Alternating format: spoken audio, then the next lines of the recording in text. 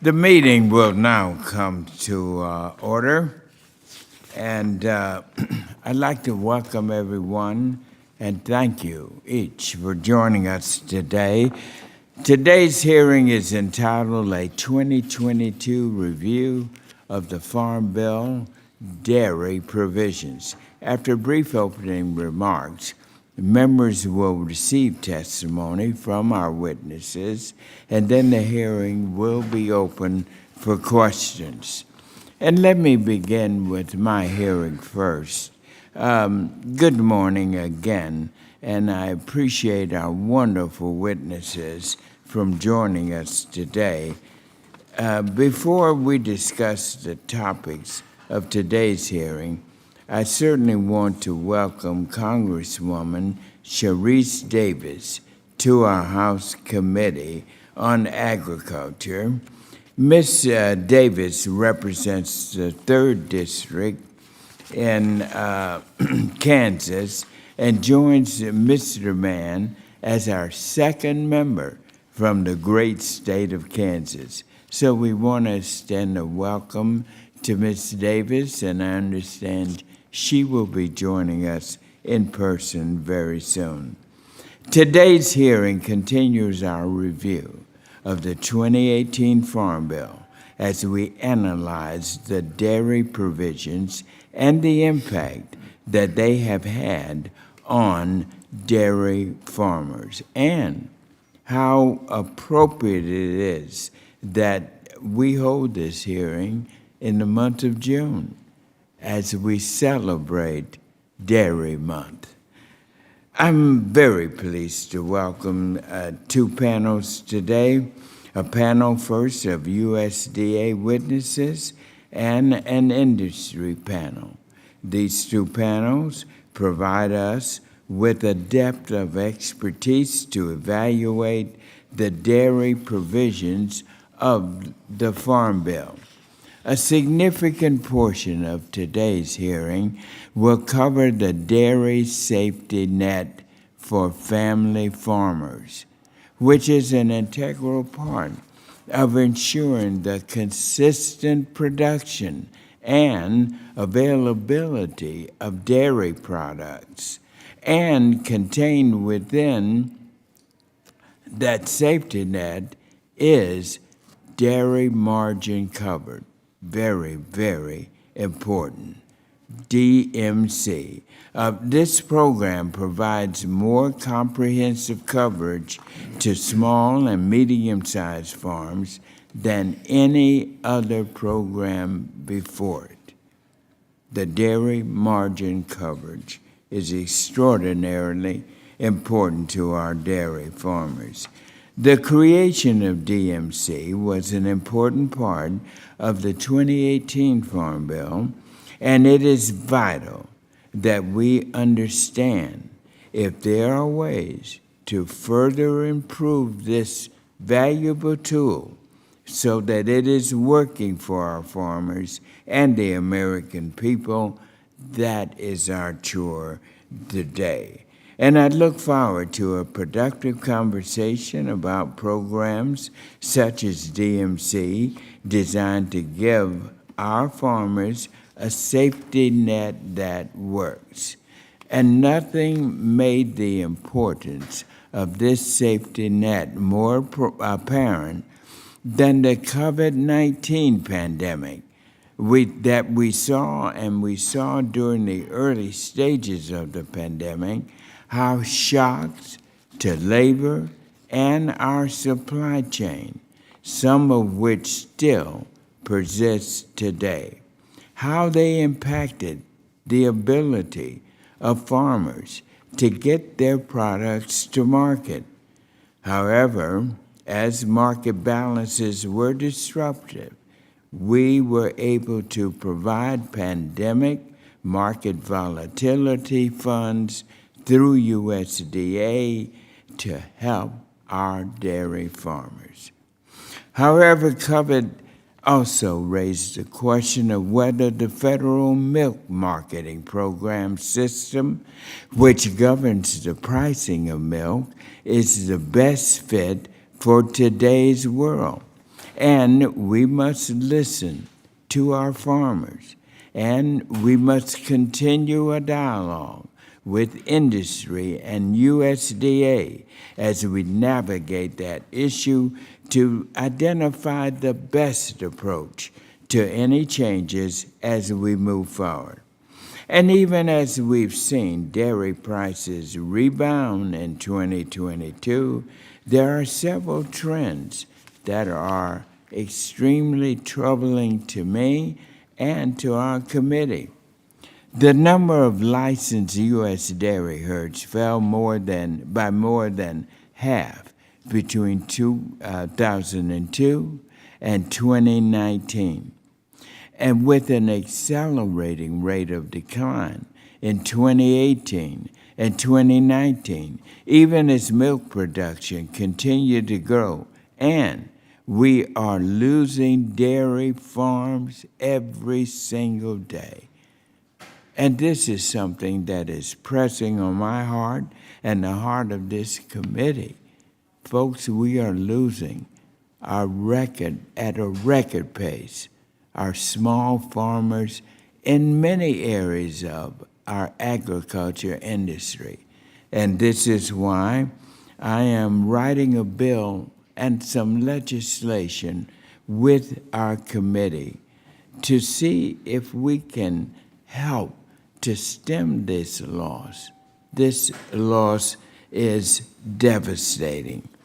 Many of these smaller farmers, and while we have room for all sizes of the dairy industry, the loss of the smaller farms is having an impact across our rural communities.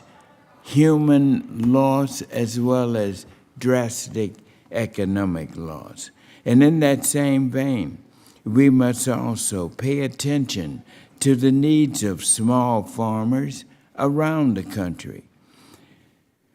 We were intentional in selecting our witnesses for our stakeholder panel today from multiple regions across the country, because this will provide us with a diversity of views and can provide insight into recent developments, such as in the Northeast, where organic farmers have struggled to identify alternative markets after a major plant close and face debilitating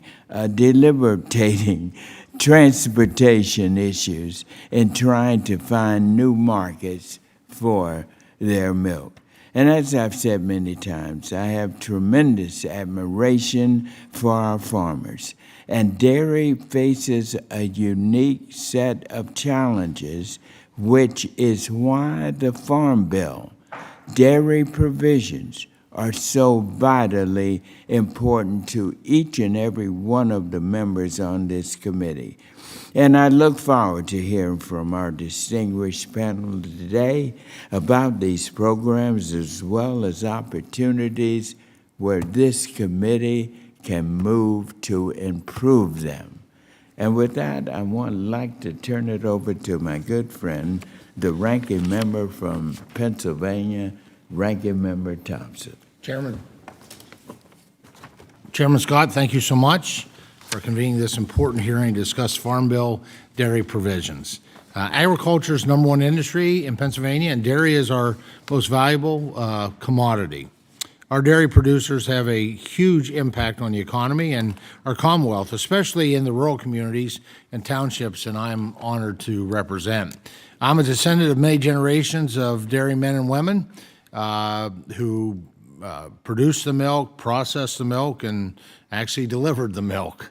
But unfortunately, our family farm sits at the bottom of a lake today, thanks to eminent domain. But dairy will always remain a key interest of mine. I'm proud to say I've got milk flowing through my veins. And I'm concerned with the number of farms that we've lost in my state, and dairy farms that we've lost, and those across the country as well.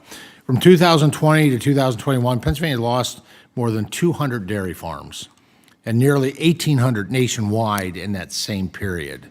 In order to stem this decline, we must have a strong dairy policies in place that provides a safety net to help farmers withstand the tough years, and programs that help facilitate the movement of milk from the herd to the household. Now, I'm glad we have witnesses from the Department of Agriculture to update us on current policy and program implementation, as well as from our dairy stakeholder community to give their perspective on what is and, quite frankly, what isn't working well. With the trends that we've seen year in, year out in terms of number of cows, number of dairy farms, we can't keep doing what we have been doing and expect different results. The dairy policy we have in place now is the result of an iterative process. To be frank, Congress missed the mark in the 2014 Farm Bill with regards to the dairy safety net. I will say our committee didn't miss the mark. Unfortunately, once the Farm Bill, the dairy coverage in 2014 Farm Bill, once it went to the larger body, changes were made that did not work well, make it affordable nor make it useful for our dairy farmers.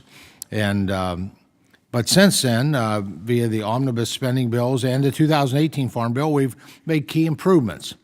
And now our producers have access to the dairy margin coverage program, as you made reference to, Mr. Chairman, which has proven to be an effective risk management tool for dairies.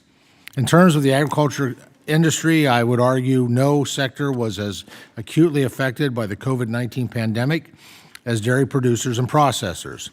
Unlike many other commodities that can be stored or easily rerouted from food service to retail shelves, dairy doesn't have that luxury.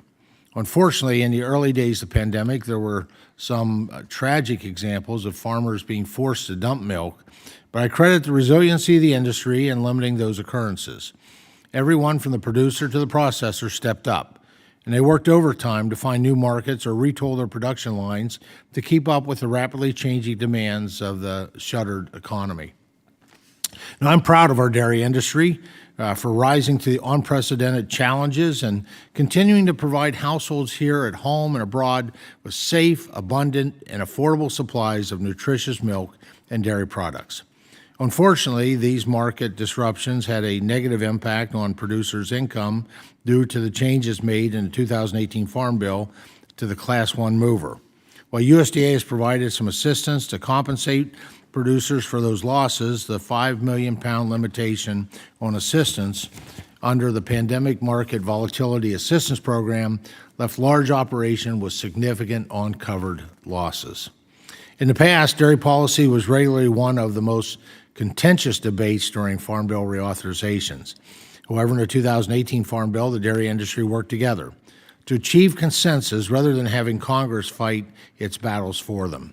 Now, I want to commend the National Milk Producers Federation and the International Dairy Foods Association for their work to foster those conversations and present a united front on critical policy debates, particularly as it relates to further modifications to the Class 1 mover. Before I close, I'd be remiss if I didn't point out that dairy not only needs producers and manufacturers, it needs consumers. Dairy is a nutrition powerhouse, but we lost a generation of milk drinkers when the milk fat was taken out of our schools in 2010, not by this committee, but by the Education and Labor Committee. And we badly need to turn that around and make sure that our kids have access to the nutrition that they need. And milk fat, we know, is where that nutrition is centered. I will continue to push for my bipartisan Whole Milk for Healthy Kids Act. Many members of this committee are co-sponsors of that bill, which has strong support across the committee and Congress, and hope that we can make some progress there. Thank you, Mr. Chairman, for working with me on this hearing, and I look forward to hearing from the witnesses on both panels. And I yield back. And thank you, Ranking Member, for your opening statement. The chair would request that other members submit their opening statements for the record so witnesses may begin their testimony to ensure that there is ample time for questions. And now let me introduce our distinguished panel. And again, as I mentioned earlier, we're going to have two panels today. On our first panel, we have our first witness for our first panel is Mr. Scott Marlowe. Mr. Marlowe is the Distinguished Deputy Administrator for Farm Programs at the Farm Service Agency at the United States Department of Agriculture. Welcome, Mr. Marlowe. Good to have you. And now our second witness today is Ms. Dana Cowell, the Deputy Administrator for the Agriculture Marketing Service Dairy Program at the Department of Agriculture. Good to have you too.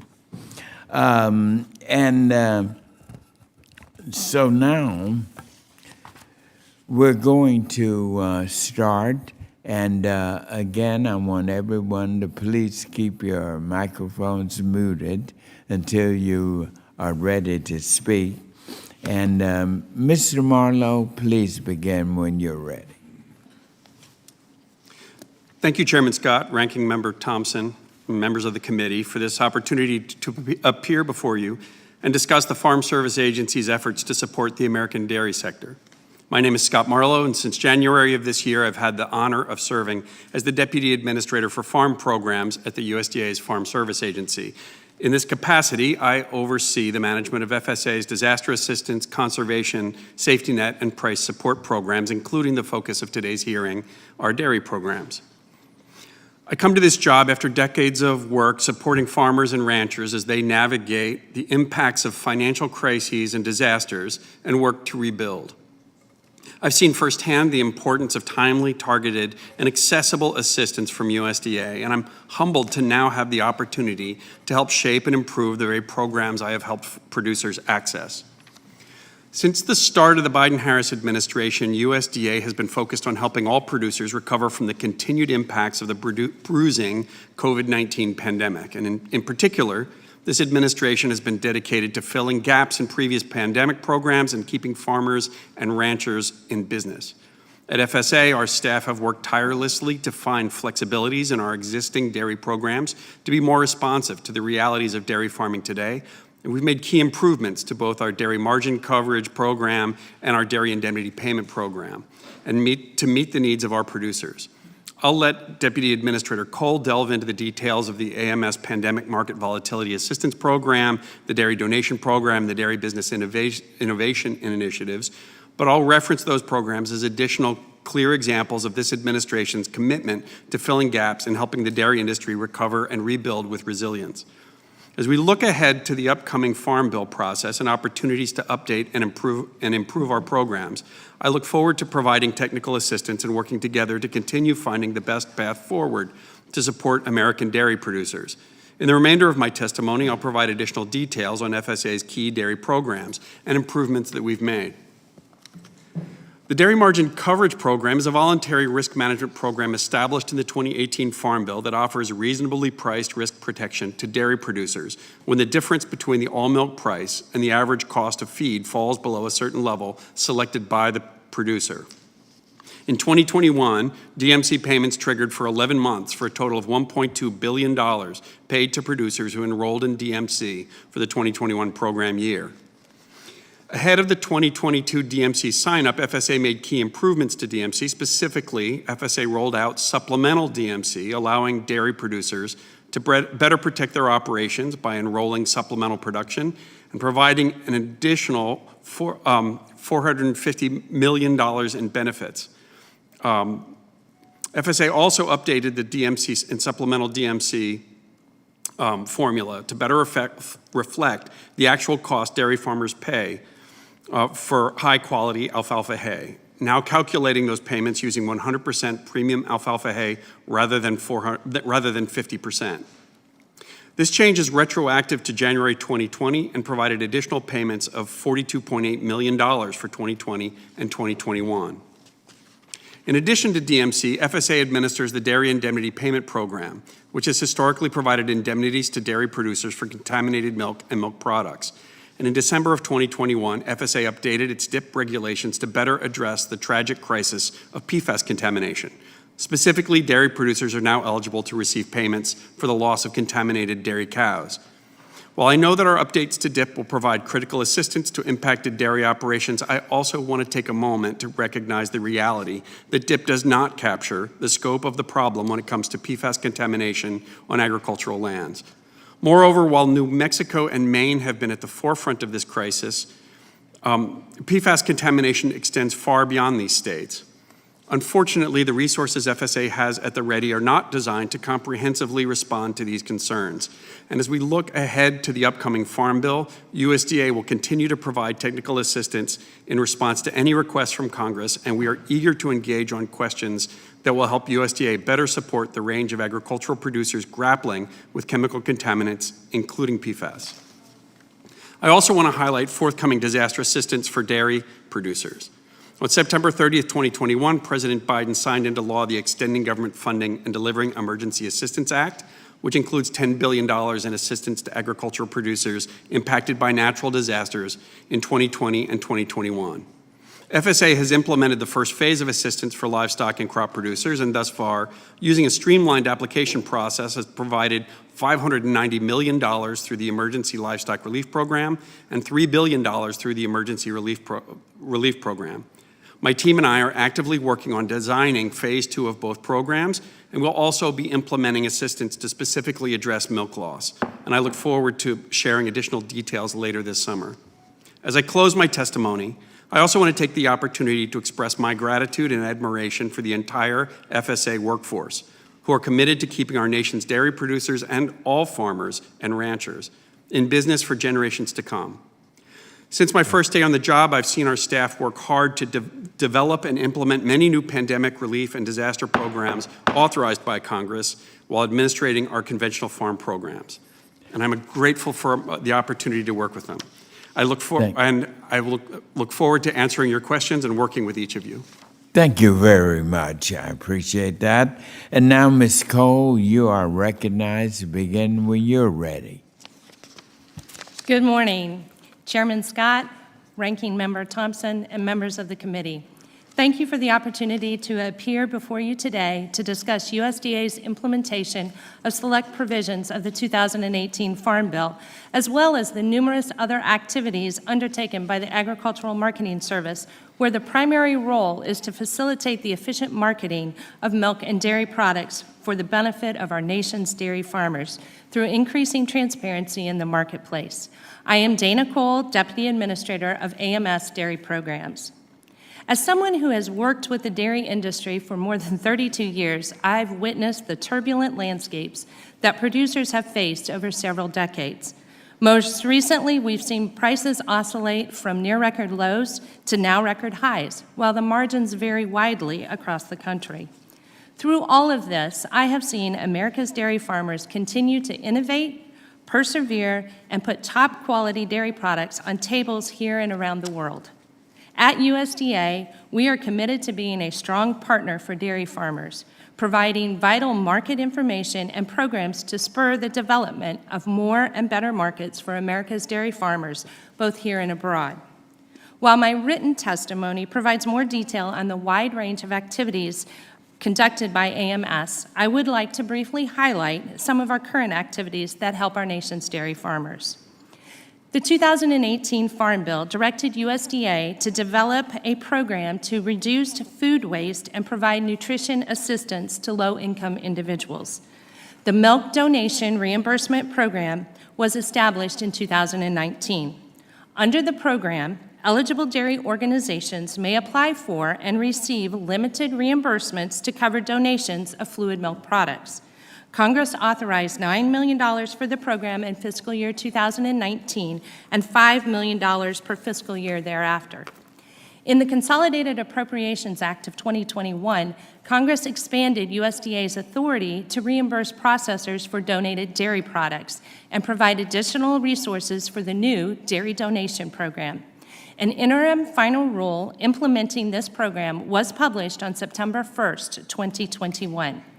To lessen the burden on participating entities and gain administrative efficiencies, the programs are administered jointly while still maintaining separate funds from which payments are made according to the separate program rules. The 2018 Farm Bill also authorized the establishment of at least 3 dairy business innovation initiatives, which was expanded to 4 in 2021, to support dairy businesses in the development, production, marketing, and distribution of dairy products. The DBI initiatives provide technical assistance to dairy businesses and provide subawards to dairy businesses as well. The DBI initiatives approach of providing both technical assistance and subaward serves as a unique and very effective model. In order to improve regional dairy supply chain resiliency, support processing capacity expansion, and increase technical assistance service to local and regional dairy businesses, USDA invested just this week an additional $80 million in DBI funding from the American Rescue Plan. The 4 DBI partners are now able to reach dairy producers and processors in nearly 40 states. The Pandemic Market Volatility Assistance Program was authorized and funded under the CARES Act of 2021 and provided much-needed pandemic assistance payments to dairy farmers who received a lower value for their milk due to market abnormalities occurring during the pandemic. Under the program, payments reimburse qualified dairy farmers for 80% of revenue losses for fluid milk sales from July to December of 2020 on an annual production of up to 5 million pounds. USDA distributed the funds to producers through their handlers and implemented a robust oversight system to ensure accurate payments were distributed to producers within the 30 days of a handler receiving the money. A key part of the program was a required producer educational component on the PMVAP program and other dairy topics. Finally, the Origin of Livestock Final Rule was published in the Federal Register on April 5, 2022. This rule provides clear and uniform standards about how and when livestock may be transitioned to organic dairy production and how transitioned animals are managed. Thank you for the opportunity to be here today, and we look forward to working with the committee as you draft the next Farm Bill. I would be happy to address any questions you have. Thank you. Thank you, and thank you to the both of you. At this time, members will be recognized for questions in order of seniority, alternating between majority and minority members, and you will be recognized for 5 minutes each in order to allow us to get in as much time and as much questions as possible. And as always, please keep your microphones muted until you are recognized so that we can minimize noise. I recognize now myself for my 5 minutes of questions. Let me start with you, Mr. Marlowe. I've been hearing a lot about dairy margin coverage from our producers. Tell us, how has dairy margin coverage enrollment changed since it replaced the margin production program after the 2018 Farm Bill? Tell us, what type of feedback has the department received from dairy farmers since DMC was first implemented? Thank you very much, Chairman Scott. MPP, which you recognized, was a transition in dairy programs to a risk management-based, essentially a risk management-based program. DMC then built off of that program. What we've seen as we've moved into DMC, and we've made a series of improvements in the program. DMC in the transition from MPP dairy lowered the cost of the protection, increased the level of protection that producers could get, and a series of other improvements. Since the start of the administration, we've made a series of improvements again to the dairy margin, to DMC. These include changing the calculation of the cost of production, of the cost of feed, to include 100% high-quality alfalfa hay instead of just 50%, so that it more accurately represents the cost that producers are facing. Also, with Congress's authority, we created supplemental DMC, which allowed producers who had increased production from the time that they set their production history back in 2011, 2012, 2013, who had increased their production to increase their coverage under DMC. And that the introduction of supplemental DMC, it put an extra $580 million into the program. And so, where do you see, or what do you see we could do in this Farm Bill to improve this program? The changes that we've made so far are very much in response to the input that we've gotten from farmers. Supplemental DMC was an important step. Both DMC and supplemental DMC are equivalent, so it would be very easy to combine the two, or to make that a permanent change. So you're saying sort of steady as we go, we're okay right now, you don't see us making any changes? Well, we're happy to provide technical assistance and look at any suggested reforms, but we've made extensive changes and improvements to the program over the last couple of years, and believe that it is, in concert with the risk management agency programs, a strong safety net. Okay, that's fine. Deputy Administrator Cole, when discussing any potential changes to our federal milk marketing orders, what are your thoughts regarding the procedure for implementation? Thank you for the question, Chairman Scott. I believe that the process that we utilize to make amendments within the federal milk marketing order system is one that provides for clear transparency, and most importantly, it stimulates and encourages industry participation. USDA must respond to the industry rather than USDA leading.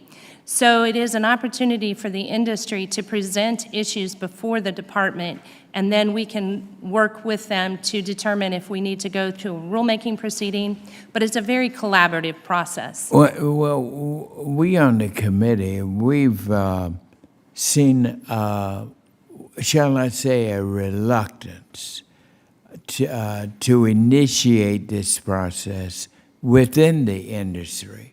Is that your impression? That is not my impression. Within USDA? Within USDA, that is not my impression. We spend a considerable amount of time, and I personally have traveled throughout the United States talking with dairy producers, with cooperatives, with processors regarding what kind of changes might be made to the federal order system. And let me ask you also, what have you heard from industry on changes to structure, and do we in Congress need to act? With regard to structure, I'm not exactly certain what you're referring to with that. Is it the structure of the federal order system, or is it the structure within the industry? Well, what we're trying to find out is, I would say, within the industry. Okay. I think that the federal order system is a program that is designed to work in the current structure as well as in any future structure of the industry. The order system adapts and changes on a regular basis to reflect what is happening within the industry itself. And that's based on proposals that the industry brings forward to the department. Okay, thank you very much, Ranking Member. I now recognize you for your question. All right. Well, thank you to both our witnesses from USDA for your service and leadership. Ms. Cole, I appreciate the department's work to implement the dairy donation program we created to provide needed dairy products for families in need while also minimizing food waste. This is a great win-win, in my opinion. As you've implemented the program, can you talk about the successes you've seen so far, as well as any areas for improvement that we could help to refine in order to make sure the program is used to its fullest potential? Thank you, Ranking Member Thomas. Thompson, I would agree with you. The dairy donation program is a fantastic program, and it was, really designed to take a situation where dairy farmers were dumping milk and put that into consumers who really needed to have that nutritional product. So the premise on which the program has been established is wonderful. At this particular time, we are in the infancy as far as implementing the dairy donation program. As you know, we implemented the milk donation reimbursement program as part of the last Farm Bill.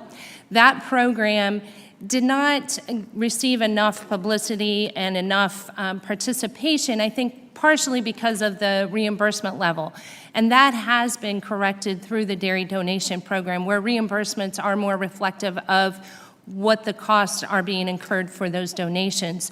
So I think at this particular time, we need to see how the program further develops. Any assistance in encouraging processors and feeding networks to participate in the program is always welcome, and we're working on increasing the awareness of the program.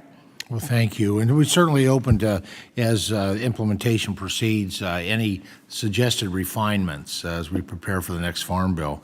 Mr. Marlowe, I was glad USDA incorporated the dairy quality alfalfa price point. You mentioned that into the dairy margin coverage formula.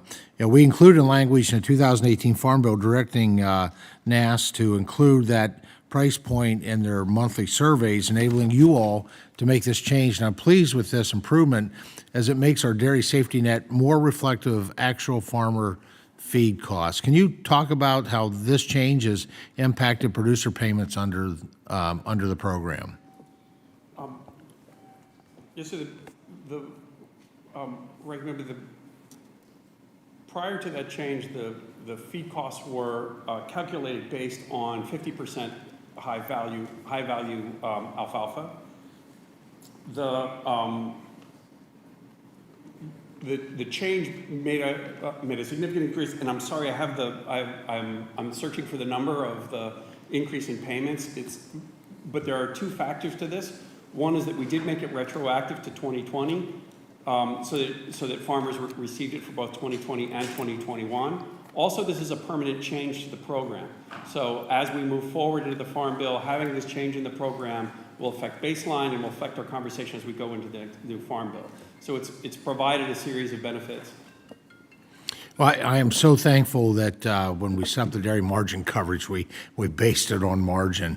I saw, I think it was Southern Ag had a blog on Monday this week that talked about per hundredweight prices topping $27 per hundredweight. I didn't think we were going to see that. Unfortunately, agriculture is a business, right? At the end of the day, it's the margin that matters. So, again, very thankful that we based our safety net for dairy based on margin. It's probably something we need to look at for other commodities. Mr. Marlowe, will the escalating cost of inputs that is making that high commodity price really not beneficial. Do we have a mechanism, additional mechanism to consider any of those input costs for further adjustment within the dairy margin coverage? We are very concerned about the margins, and as you just said, I think it's very important that the DMC focused on the margin and not just the price in the marketplace. We know that producers are facing inflation on costs far beyond just the feed costs that are part of the calculation. This is a part of a much broader strategy on inflation that the administration is taking on, looking at a series of issues, including labor, and also freeing up trade, freeing up movement and transportation, and a series of issues that we're taking on. But at this point, and I agree with you and the chairman that this margin-based coverage has proven to be extremely important in terms of addressing the costs that you're talking about, and is something that we need to look at in terms of other commodities. All right, thank you so much. Thank you, Chairman. Thank you. And now the gentleman from California, Mr. Costa, who is also the chair of the Subcommittee on Livestock and Foreign Agriculture, is recognized for 5 minutes. Thank you very much, Mr. Chairman, for this important informational hearing as we set the table for the reauthorization of next year's Farm Bill. Clearly, we understand that the dairy industry is such an important component of American agriculture, and it has variations on a regional basis, as we're already discussing. As a third generation dairy, son of 3 generations of dairy family in Fresno, California, from the time I was a young man to my early 20s, I worked on our family's dairy and understand the trials and the challenges we face. A business that is 365 days a year in which the cows must be milked. The volatility that we've seen not only in recent years, but as part of the history of dairy in America. So this hearing is near and dear to my heart, as California is the leading dairy state in the nation. We're producing 20% of the milk products for the entire country. A total milk production of over 41 billion pounds last year. My district is one of the top ranking dairy producing districts in the nation. So as we talk about how we make changes and how we adjust in light of the pandemic and other factors, I think it's very important for the 2023 reauthorization bill that we examine the safety net provisions, whether we're talking about the dairy margin program or other issues in terms of the dairy forward pricing program that involve risk management. Clearly, we are fortunate to have a situation where organizations have worked closely with members of the committee, and I think there's a consensus, a bipartisan consensus here, whether we're talking about National Milk Producer Federation, Dairy Foods Associated, Dairy Farmers in America, or California Dairy Inc., that I work very closely with. What we've seen is extreme volatility during this pandemic, with price per hundredweight dropping down below $10 per hundredweight, and now we see it at $27 per hundredweight. That volatility and input costs, I think, demonstrates the risky nature of this business. And so I want to and commend the USDA for their efforts going back to 2020, making it retroactive and including the alfalfa pricing, as a number of members have mentioned, I think was an appropriate thing to do because these are part of the input costs. But I think the $5 million cap, frankly, and again, one size doesn't fit all, but it's really discriminatory to California, where our 1,200 plus dairy producers exceed that amount. And so that's something I would like to bring to the committee's attention. My first question is to Ms. Cole. As you're aware, the state of California conducted statewide processing under the old system before we joined the federal milk marketing order to ensure that we understood the data as a vital resource would be included in cost allowance. Can't we do better on the federal marketing system to update that data collection services? And what would you need to ensure that to occur? Thank you, Congressman Costa. You are correct in that the California Department of Food and Ag had a robust manufacturing cost survey that they conducted when there was a California state order. When the order California became part of the federal order system, that manufacturing cost survey was no longer continued by CDFA. Currently at USDA, we do not have the authority to conduct a mandatory manufacturing cost survey. So that would would be something we consider under the reauthorization of the new Farm Bill? That would certainly be something that would need to be authorized under the upcoming Farm Bill. And what level of funding would you need to do that?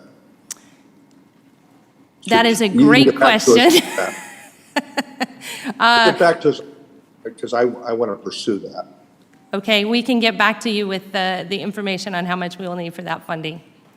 Thank you. And when we talk about, and maybe both of you might want to respond, there's limited time here, but the federal milk marketing order for class 2, 3, and 4 purposes reauthorized in the 2018 Farm Bill set to expire. Do you think it's a very valuable risk management tool? Do you think we ought to permanently include that? You can say yes or no because of the limited time. Okay, my time's expired. Thank you very much, Mr. Chairman. The gentleman from California, Mr. Lamafa, is recognized for 5 minutes. Thank you, Mr. Chairman. Appreciate this discussion today and the key element that dairy is for my home state and district, and, following up with Mr. Costa on that, we do see California as a major producer, and the challenges they faced from state regs and market conditions. Let me launch right into a couple thoughts here for Deputy Administrator Cole.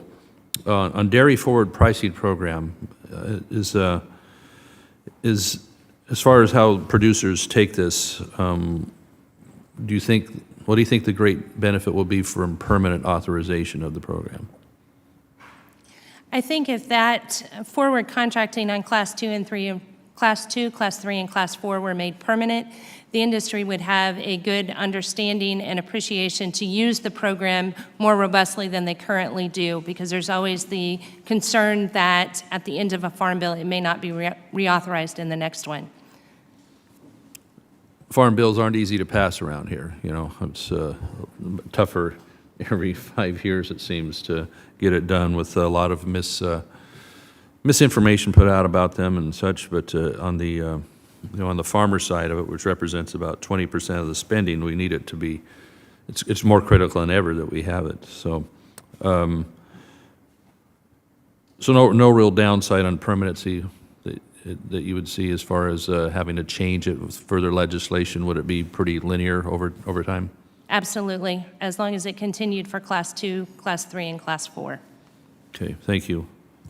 And Administrator Marlowe, on the Emergency Livestock Relief Program related to forage losses for the last couple of years, of course, bringing it back home to my home state and the western states where we've had such drought problems and availability or lack of availability of forage, of feed at good pricing.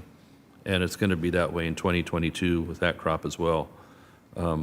What further work can we do to streamline an emergency program like this to make sure that the producers are getting relief as soon as possible, since they're not as likely to be able to float this cash-wise with other increased expenses, et cetera? That time lag in terms of the time between disaster and payment is something that we're very focused on in administering this program. We did significant work to leverage the applications that farmers had already filled out to streamline that application process, to build on information that we already have. In this case, as you said, the livestock forage program. So you don't have to reinvent the wheel with the new application, just change the dates pretty much and it'll be much quicker? We were able to use the information from farmers' livestock forage program applications to essentially be the application for this program. So we've now dispersed $590 million into farmers' pockets without them ever having to fill out an application or go into their local offices. But there's still accountability that taxpayers would demand and expect, right? Oh, absolutely. Yeah. Okay. So as we've seen that Congress did pass the funding in September of 2021, but the program didn't come into place until end of March in 2022. So you don't see further delays like that coming forward, like happening for what's in the pipeline, or maybe possible 2022 claims next year? Well, a 6-month gap. What I would encourage us to look at is not just the time until the program is announced, but the time to actual cash in farmers' pockets. On ELRP1, we had that money was in farmers' pockets within just a couple of weeks of the program being announced. Beautiful. We're now on ERP1. That program was announced approximately a month ago. We now have over $3 billion that has been dispersed. Those checks are out and in farmers' pockets. So while we have And we are now in the process of looking for phase two. What we are charged with on phase two is filling in the gaps, addressing those who have not received those benefits, and we're actively in conversations, but we're moving forward as quickly as we can to finish out the disaster programs as we've been provided. Okay, well, good. I appreciate that's a good report, and thank you for that. So, Mr. Chairman, I'll yield back. Thank you. And now the gentlewoman from Ohio, Ms. Brown, is recognized for 5 minutes. Thank you, Chairman Scott and Ranking Member Thompson, for holding this hearing today. And thank you both for our panels for being here today. Dairy products of all kind are an important component of USDA's food distribution programs. Programs such as the Emergency Food Assistance Program, the Commodity Supplemental Food Program, and the Food Distribution Program on Indian reservations are unique in that they utilize only U.S. grown and produced products. These programs are critical to our nation's farmers, farm economy, and food security. TFAP bonus commodity purchases are particularly unique as they are driven by the need for agriculture commodity support when the market price of commodities falls, and those purchases are made by agriculture marketing service and farm service agencies. So my question is, Deputy Administrator Marlowe and Deputy Administrator Cole, can you speak about how our USDA food distribution programs, including TFAP bonus purchases, serve these important dual purposes of supporting food insecure families, as well as our nation's farmers, in particular, dairy farmers? Thank you. Thank you for the question, Congresswoman Brown. The food programs that we have at USDA are vital to both the agricultural producers who grow the food that is purchased through the commodity procurement program at the Agricultural Marketing Service, and then distributed through the various programs offered and developed through the Food and Nutrition Service. This is not our particular area of expertise, and I would encourage you to contact us to give you the individuals at the Food and Nutrition Service who would be more than happy to go into detail on the specific programs that you're asking about. But anytime that USDA can deliver food to individuals who need nutrition assistance, it is a benefit to everyone in the agricultural sector. So thank you so much for that question. Thank you.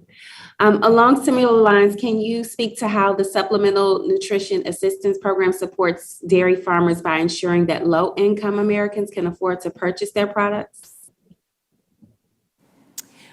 Once again, this would be a question that I would defer to my colleagues in the Food and Nutrition Service. And what I can say is that we are actively and have recently increased the amount of fluid milk that is available through feeding networks, which is something that USDA implemented recently. We also are working on developing through various programs the opportunities for food banks to have refrigeration systems so that the nutritious dairy products are available to them as well. Again, specifics could be answered best by our colleagues at the Food and Nutrition Service regarding the specific SNAP program. I might indicate as well that the Dairy Donation Program, which is administered within the Agricultural Marketing Service, is one program that is truly designed to connect the consumer with products that are donated, and it is to provide a direct benefit to the dairy farmer in that milk that might have been dumped on the farm can be manufactured and put into the feeding networks for those low-income individuals to have the nutritious product. All right, excellent. Well, thank you for sharing that information. I appreciate it. And with that, Mr. Chairman, I yield back. The gentleman from Indiana, Mr. Baird, is recognized for 5 minutes. Thank you, Mr. Chairman, Ranking Member, for holding this session. Mr. Marlowe, my question deals with the 2022 DMC sign-up. In other words, that was expanded or opened in December of 21, and it has key provisions for helping small and mid-sized producers to sign up for a supplemental production. Could you elaborate on that? Thank you, Congressman. for the question. When DMC was established, farmers were able to establish their history of production based on either the 2011, 12, or 13 years. With the 5 million pound cap on the on parts of the payments, because those payments had been established, because those had been established earlier, many farmers had grown past that, the point of their history, but had not reached the 5 million pound cap yet. So what supplemental DMC did was allowed farmers to essentially enroll that supplemental production that was between what they had established in 2011 or 2012 and the 5 million pound cap in the program, increasing their risk management for their operations. So can you elaborate on, are there any issues that we need to tweak in that program that you're aware of? Or has it been working well enough to leave it alone? We've gotten, with the changes that we've made over the last year, we've gotten very positive feedback from dairy producers on the current status of the program. We look at the opportunity possibly to combine supplemental DMC with DMC and make that a more permanent part of the program, allowing farmers to update their production history and their enrollment, the amount that they can enroll in the program. We continue to seek and receive feedback from producers in terms of the types of changes that we've already made, and we'll continue to be aggressive about communicating with the producers and responding to that feedback, and look forward to providing technical assistance on any suggestions that come from this hearing or other conversations in preparation for the Farm Bill. Thank you. Thank you. Thank you very much. I'm going to turn now to Deputy Administrator Cole. You know, the 2018 Farm Bill is probably going to serve as the base, certainly, for what we do in the 2023. But I'm interested in the dairy forward pricing program that's extended until September 2023. I want to know what classes of milk, and I think it's 2, 3, and 4, that are covered in that extension, and how that's been working. Thank you, Congressman, for the question. The Dairy Forward Contracting Program is working very well as it was authorized within the last Farm Bill and previous Farm Bills. The application of forward contracting does apply to Class 2, Class 3, and Class 4 uses of milk, and I think that is the appropriate continuation of the program. At the current time, we see the program probably utilized most in the upper Midwest region of the U.S., and potentially the program would be utilized a bit more if there were permanent authorization for the program, although that is something that, we don't have any information on. But the individuals who do utilize the program, the feedback that I get from the dairy sector is that it works very positively and is a valuable risk management tool for the producers who do use it. Thank you. Thank you, and thank you both witnesses for your responses, and I yield back. The gentlewoman now from North Carolina, Ms. Adams, who is also the vice chair of the House Agriculture Committee, is now recognized for 5 minutes.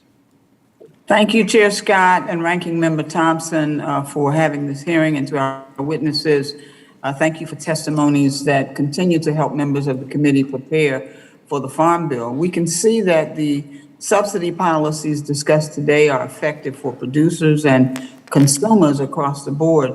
I'd like to see similar Farm Bill subsidies and programs improve conditions for fresh produce growers as they continue to face barriers to expanding their production. Advocating for subsidies that support dietary guidelines for all Americans mean that we need to improve these barriers. So, Deputy Administrator Cole, I'd like to discuss the dairy safety net programs and their ability to withstand market disruptions.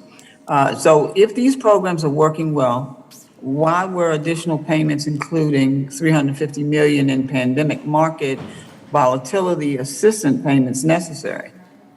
Thank you for the question, Congresswoman. The payments that were distributed and are currently still under distribution for the Pandemic Market Volatility Assistance Program resulted from market abnormalities that occurred during the pandemic. In the 2018 Farm Bill, Congress authorized a change to the Class 1 price mover, and we implemented that in the department in 2019. As was mentioned earlier this morning, this change in the Class 1 mover was a consensus agreement reached by the National Milk Producers Federation and the International Dairy Foods Association to benefit the entire industry, and implementation in the Farm Bill was designed to be revenue neutral. However, at the time it was implemented, nobody foresaw a pandemic occurring. And more importantly, nobody even could have projected the implications that that pandemic would have on all agricultural market prices, and particularly within the dairy sector. So a provision that was intended to be revenue neutral, what we saw occur between a period of mid-2020 through mid-2021 was result in a significant change in that revenue neutrality. If you look at the Class 1 mover prior to the pandemic and the Class 1 mover as we're moving out of the pandemic, it is maintaining pretty much a revenue neutral position compared to the prior mover.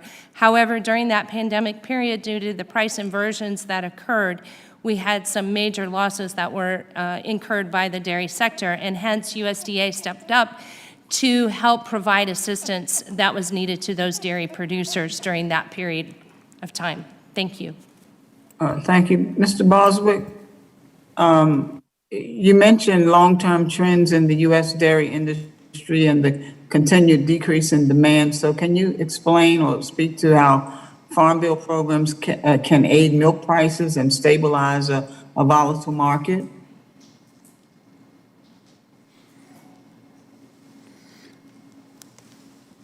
I believe that was, who did you direct that to? Well, any of the panelists can answer that. Okay, would any of you? All right, I will go ahead and answer that question. I believe Go right it was ahead. directed towards my colleague, but I'll be happy to try and step in. USDA has several programs to help assist dairy producers, and I think it's important that all of these programs are a package that work together, and many of them are dependent upon the producer actually taking the initiative to participate. So if a producer wants to participate in a forward contracting program to lock in a particular price, they need to invest and take the time to understand the program and sign up for the program. Likewise, the programs that Deputy Administrator Marlowe administers in the Farm Service Agency also require sign up by those producers. Working collectively, USDA tries to assure that there are various opportunities for producers to ensure that they have a viability going forward in the future because, of course, American agriculture is the essence of USDA. Well, thank you very much. Mr. Chairman, I'm going to yield back. All right, thank you. And now the gentleman from Ohio, Mr. Balderson, is recognized for 5 minutes. Thank you, Mr. Chairman. Dana. Panel, thank you for taking time to be here today. My first question is for Deputy Administrator Cole. Federal milk. Excuse me a moment. Members, remember, check your microphones. Let's keep them muted until you're recognized. Thank you. You may continue. Thank you, Mr. Chairman. Again, this is for Deputy Administrator Cole. Federal milk marketing order price formulas use the average cost of manufacturing a pound of 4 specific dairy products. AMS released a cost processing study earlier this year, which accounted for data from October 2017 to December of 2020. Prior to this data collected from a 2006 and 2007 cost of processing study was being used. This was touched on earlier by Mr. Costa, but can you elaborate further on the benefits of conducting cost of processing studies more often? Thank you for that question, Congressman. I do believe that in the federal milk marketing order price formulas, we are using make allowances. And there were benchmarks that we could utilize to determine if those make allowances were staying in touch with reality as far as what was happening in the manufacturing sector.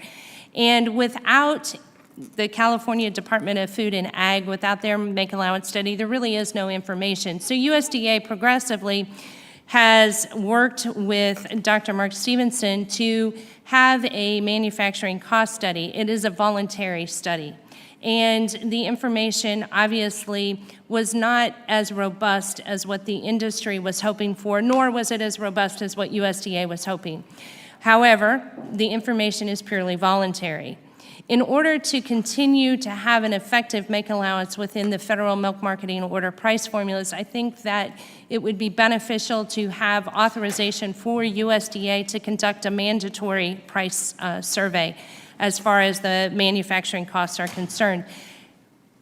The timing and the robustness of that survey would be things that could be determined by the industry as to who should participate, if it should be the same participants that are already required to report under the dairy mandatory price reporting system, or if it should be something else, as well as the industry determining how often that make allowance study should be conducted and how the results of that study should be implemented within the federal milk marketing order system. So I think this is a conversation that is applicable to the upcoming Farm Bill and is something that needs to incorporate a robust discussion with the industry as well. Thank you. Mrs. Cole, thank you. That was a great response. I appreciate that. My next question is for Mr. Marlowe. Thank you for being here also, sir. You discussed the changes your agency has made to the DMC program earlier. Did you reach out to get feedback from small and medium-sized producers when deciding what changes would be made to DMC and what kind of outreach was conducted? Thank you very much for the question. Yes, we've, over the last, since the start of the administration, dairy producers, and especially small and mid-scale dairy producers, have been one of our concerns in terms of the gaps within the programs for disaster and the pandemic that have had uncovered loss and have needed to have increased assistance. Over that time, based on input that we've received from producers, we've made the changes that we've made specifically because of the input of producers and the input of those who work with small and mid-scale producers. We continue to seek that input and have it, both through our counties and our state offices, but also in terms of meetings that we've held and meetings with industry that we hold on a regular basis. Okay, thank you very much. Mr. Chairman, I yield back my remaining time. Thank you very much, sir. The gentleman from Arizona, Mr. O'Halloran, is now recognized for 5 minutes. I want to thank Chairman Scott and Ranking Member Thompson for organizing this important hearing. I also want to thank the witnesses for their participation today in preparation for the upcoming Farm Bill. Last year, Arizona's dairies industry created more than 44,000 jobs. Dairy is an essential part of Arizona's economy and among the top commodities in Arizona's 1st Congressional District. Over 98% of Arizona dairies are family-owned and operated, and these families depend on our work to stabilize prices and incentivize domestic production. I know a little bit about dairy farming. It's in my family's background. My grandfather, my father were dairy farmers, along with 7 brothers of my father's.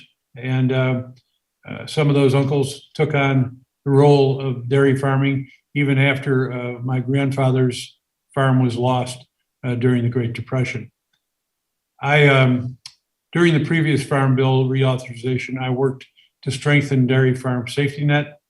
This included creating the Dairy Margin Coverage Program, which serves as an important risk management tool for producers in my district. Mr. Marlowe, you have significant expertise in risk management. In your view, how successful has the DMC program been in aiding farmers through the recent volatile years? Congressman, thank you very much for the question. I think it's important for us to look at the safety net as a system between both DMC and also the risk management agency programs that also work with it to provide a more comprehensive coverage.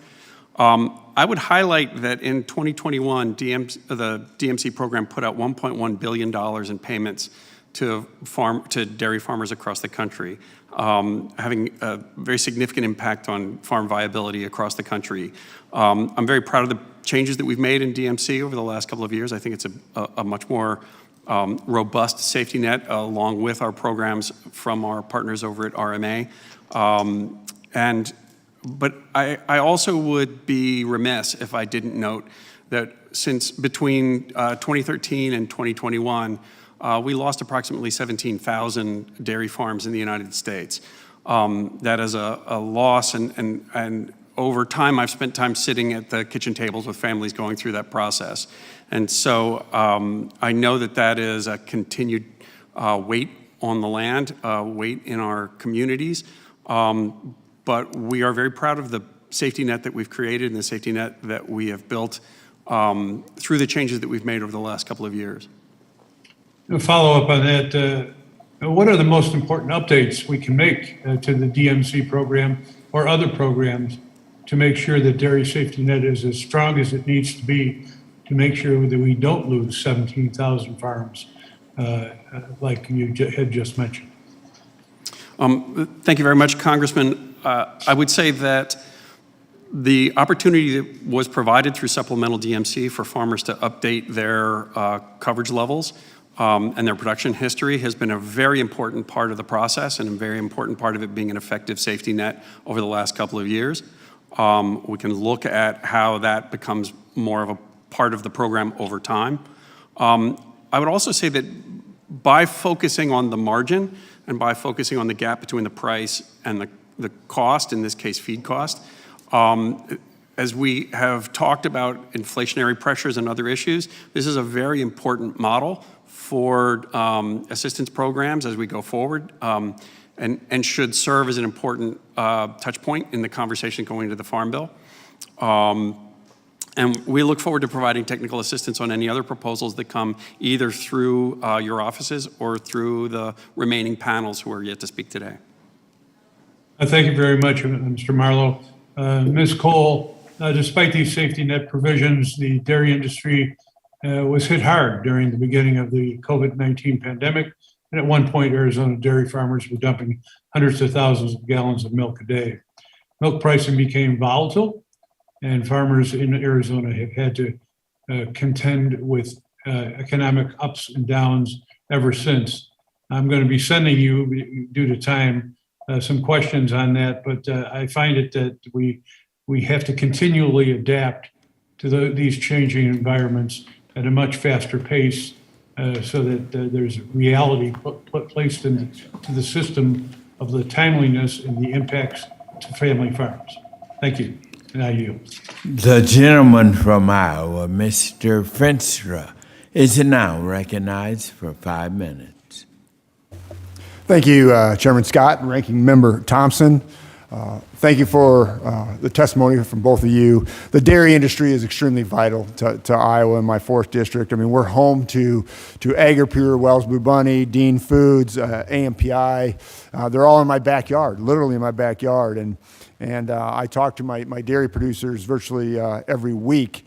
So I'm just thankful for you taking the time out to discuss these topics.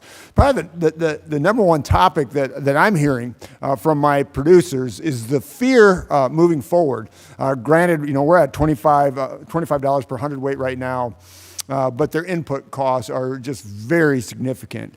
So from either one of you, I'm just wondering, as we move forward, and I know we have the dairy margin coverage and stuff like that, but a lot of the smaller producers are say that they're going to go under if this changes, if the commodity price changes at all when they're the cost of feeding and everything else going up, that they're setting up for a huge cliff.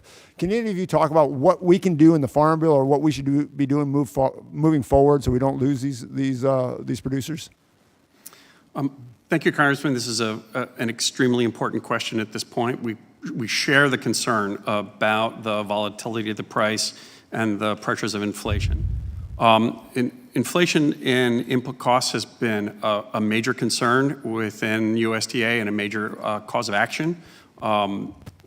And it is taking essentially a two-prong approach.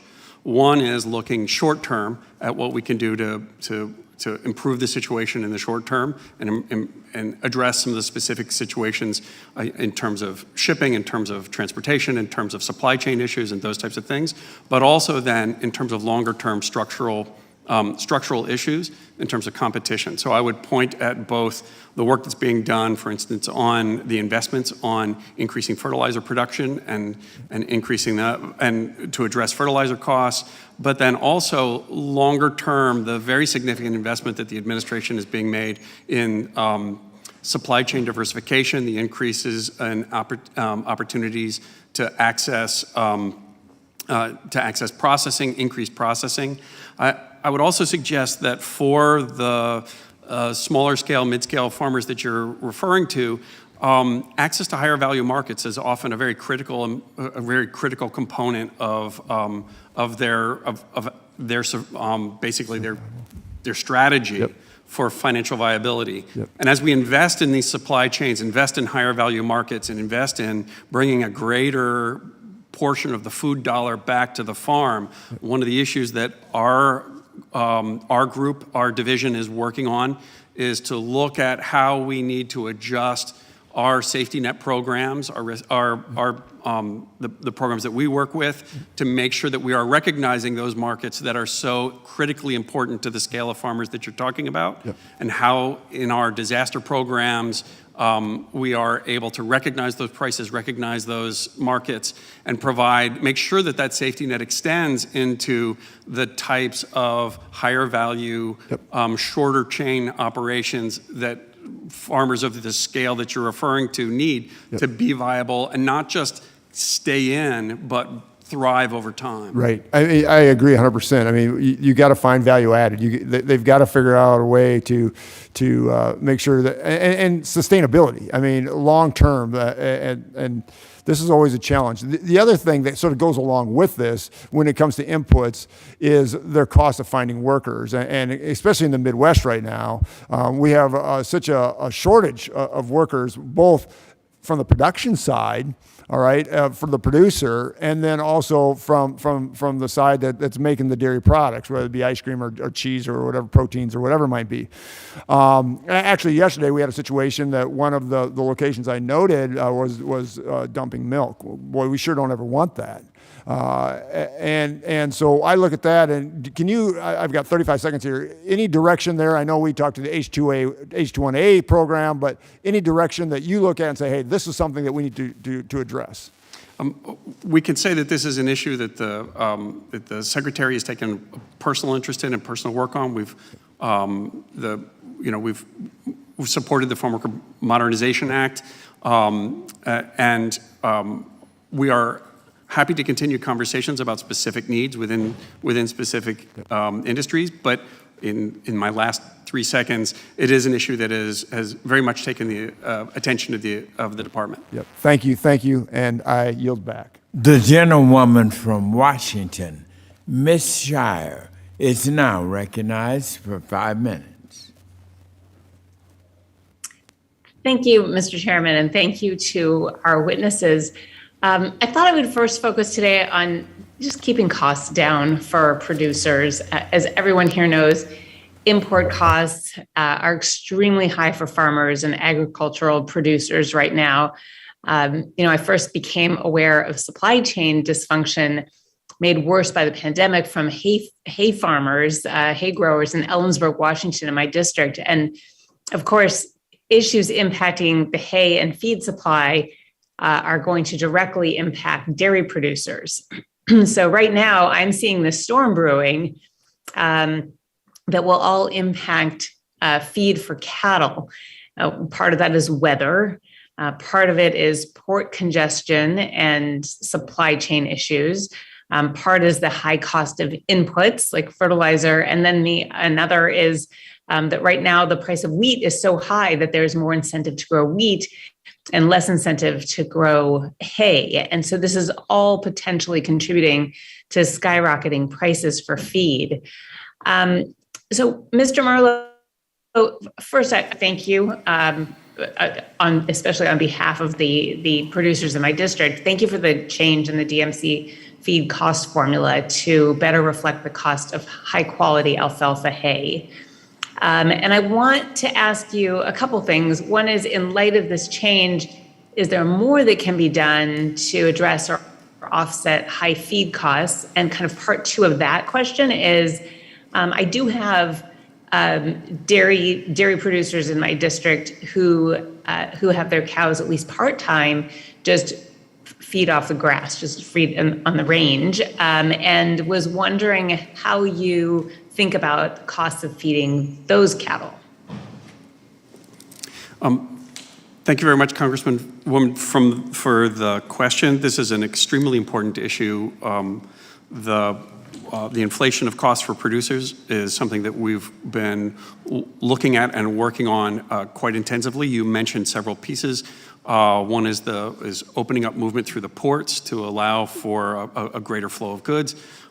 We have recently created a program with the ports of Seattle and Oakland to basically provide an opportunity for containers to be filled with agricultural commodities and to increase that flow of goods. We've also had increased funding for the expansion of fertilizer production in the United States, and a series of steps that we're taking to address the specific issues that you named. A couple that I would reference in the division that I work in. One is the extent to which we've been able to open up some of the CRP land for supplemental grazing and supplemental haying based on the extensive droughts across the country at this point. And we are also, for land that is being taken out of CRP at the end of the season, we have opened up the ability for farmers to get out of CRP early in order to prepare land for fall production if that land was coming out of CRP anyway. And as I said, these issues of inflation, and we have a storm of a whole series of issues, the extensive disasters, the war in the Ukraine, the coming out of the pandemic. These issues are going to require a comprehensive approach to addressing each of the different pieces.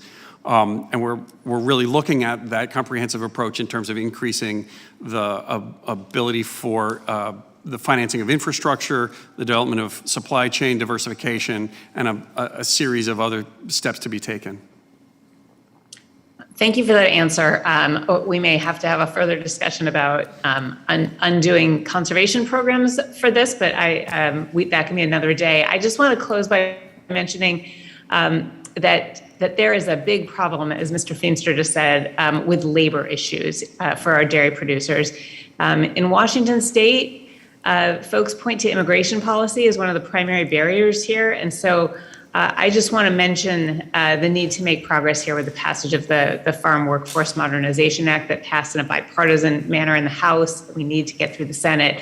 It would allow for more worker visas, which would help the dairy producers in my district and across this country. Thank you. I yield back. The gentlelady from Florida, Ms. Carmack, is now recognized for 5 minutes. All right. Well, thank you, Mr. Chairman. I'll jump right into it. So, Miss Cole, am I saying that right? You are. All right, wonderful. I always have to ask because people always get my name wrong. But Miss Cole, as you know, my dairy farmers in the great state of Florida were especially hard hit by the price inversions that occurred during the pandemic 2 years ago. Now, I appreciate that the department has reimbursed farmers for some of the losses under the Pandemic Market Volatility Assistance Program, but I'm continuing to work on rectifying that program's 5 million pound limitation. I know that we see eye to eye on how important it is that we work towards real reforms for the dairy sector that avoid a repeat of what happened amid the pandemic, and that we consider the impact of such reforms and how that can and what they can do on dairy farmers of all sizes, including our family dairy farms in my state, where the average dairy has more than 1,300 cows. And keep in mind, these are all family operations.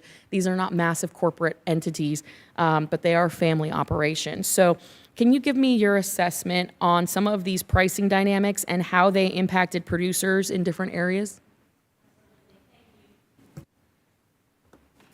Thank you, Congresswoman. I've been on many of your family-owned dairy farms in Florida, and I completely understand how they're operating and the unique marketing conditions that they face in the state of Florida that are different than from other areas across the country. And what we did see through the pandemic was that there was a real increase in price volatility. And typically, we see cheese prices that are lower than what the price for fluid milk is, or Class 1 milk as we refer to it.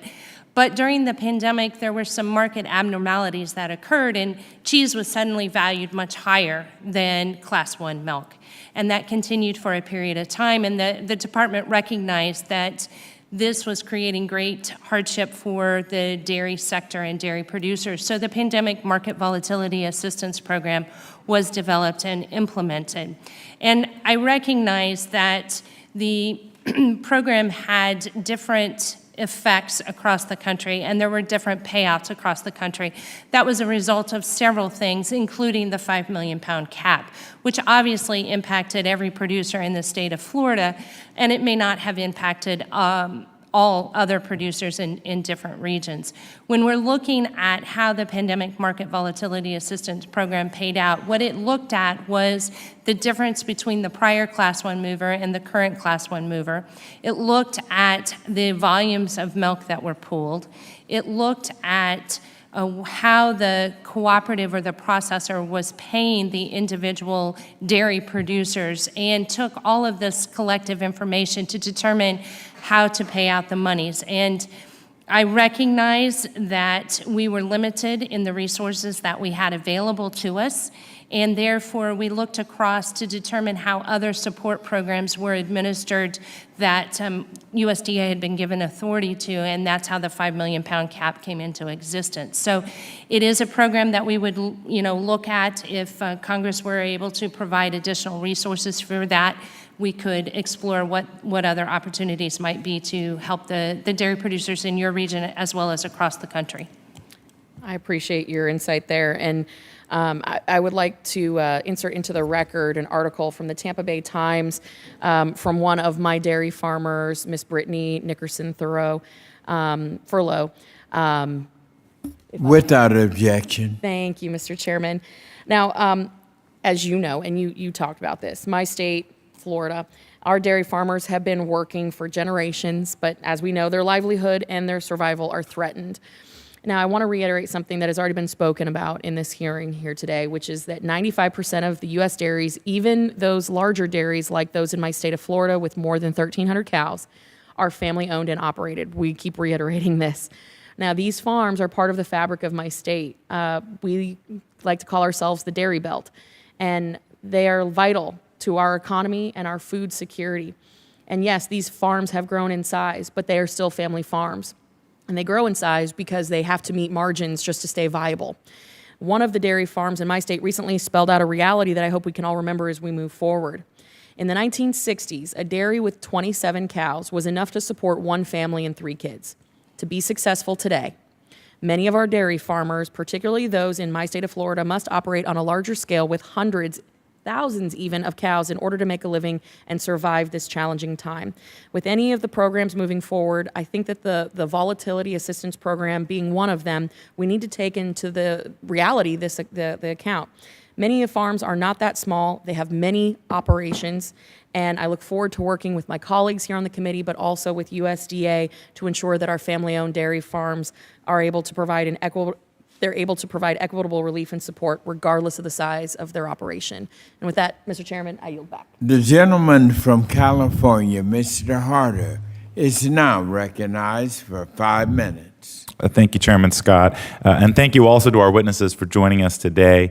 California's dairy producers are key to the ag economy of the Central Valley. In both Stanislaus and San Joaquin counties, milk is the second top commodity, valuing over $700 million and over $400 million, respectively. But despite the staggering economic contributions that we've seen from dairies have faced some real challenges, many of them exacerbated by the COVID pandemic. Just in my district, we've seen hundreds of dairies close in recent years, and I know we're working to try to address that in the 2023 Farm Bill. I know that USDA and this committee have partnered to roll out programs that assist dairy farmers to combat price fluctuations, unforeseen natural disasters, but I hear from many of our dairy producers that those programs don't quite meet the scope of our California dairies. And of course, top of mind is the Dairy Margin Coverage Program, which I know came from the 2018 Farm Bill. It's been helpful to some dairy farmers, but most of our producers find that the 5 million pound cap either gives them minimal support or deters them from the program entirely. And given the vast amount of dairy production in the state of California, you'd think that we would have, a pretty high level of participation within DMC, but that's of course not the case. California has much lower participation than other states. Mr. Marlowe, given your role managing the safety net programs like DMC, can you discuss any regional differences you see in DMC participation, in particular, why California participation is so much lower compared to other states? Thank you very much, Congressman. Thank you for the question. I do think as we look at our safety net programs, and a one size fits all does not fit. The scale of production definitely has an impact on participation. But in answering your question, I really want to look at our dairy safety net programs as more comprehensively, including our risk management agency programs. So it is true that DMC has the 5 million pound cap, which is, and the coverage up to that cap is available to all dairy farmers, regardless of scale. They can also, above that cap, just at a higher price, obtain the same coverage, just at a higher price. We also look at the RMA crop insurance policies based on dairy as part of that safety net, especially for some of our larger operations as they move past that 5 million pound point. So I think we have to look at it in a comprehensive way and look at all of those programs together as providing a safety net. Whereas the 5 million pound cap really focuses in on providing a basic safety net across all scales, rather than just a subset. Recognizing, as you said, that it may not cover the full range for a large-scale producer. Yeah, I hear what you're saying. I also think the DMC program is incredibly important for dairy producers, and I'm curious if you have any suggestions around what can be done to improve California producers who may be on the fence about participating in DMC.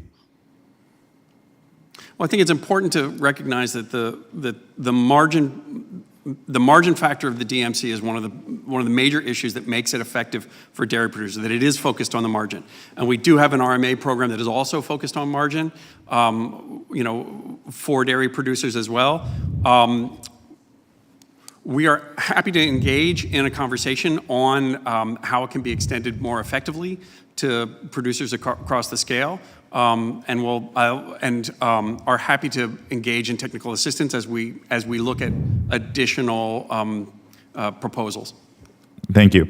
I appreciate your comments, and I do think it's important to make sure that as we look at the 2023 Farm Bill process, that we are making sure that our California dairy farmers are well represented. I look across this committee, I see a lot of folks that represent California dairies, more so than the 2018 Farm Bill process, and I think that should be a chief goal of this committee as we go forward. So I look forward to working with the committee and our chair and ranking members and our stakeholders to hopefully get this right. So thank you guys so much for coming. And Mr. Chairman, I yield back the remainder of my time.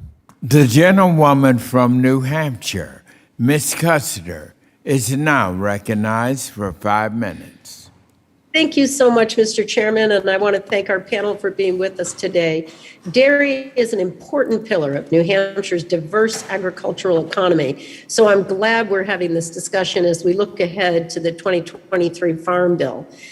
In the last Farm Bill, 2018, we successfully retooled what's now known as the Dairy Margin Coverage Program that we're discussing today. The narrow margins between high feed costs and low milk prices strained dairy farms across the country, and that was especially true for small family farms in New England and in my district in New Hampshire, where transportation costs trend much higher.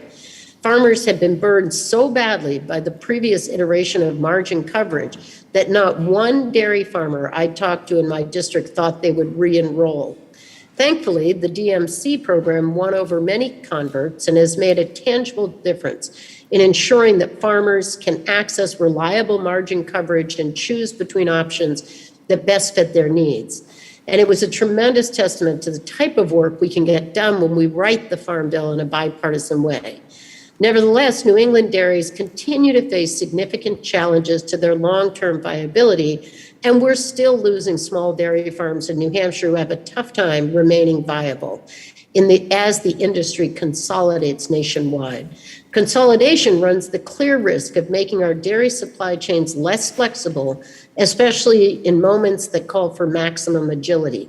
We saw this discrepancy play out in the early days of COVID, when farmers were forced to dump milk, even though families were going hungry.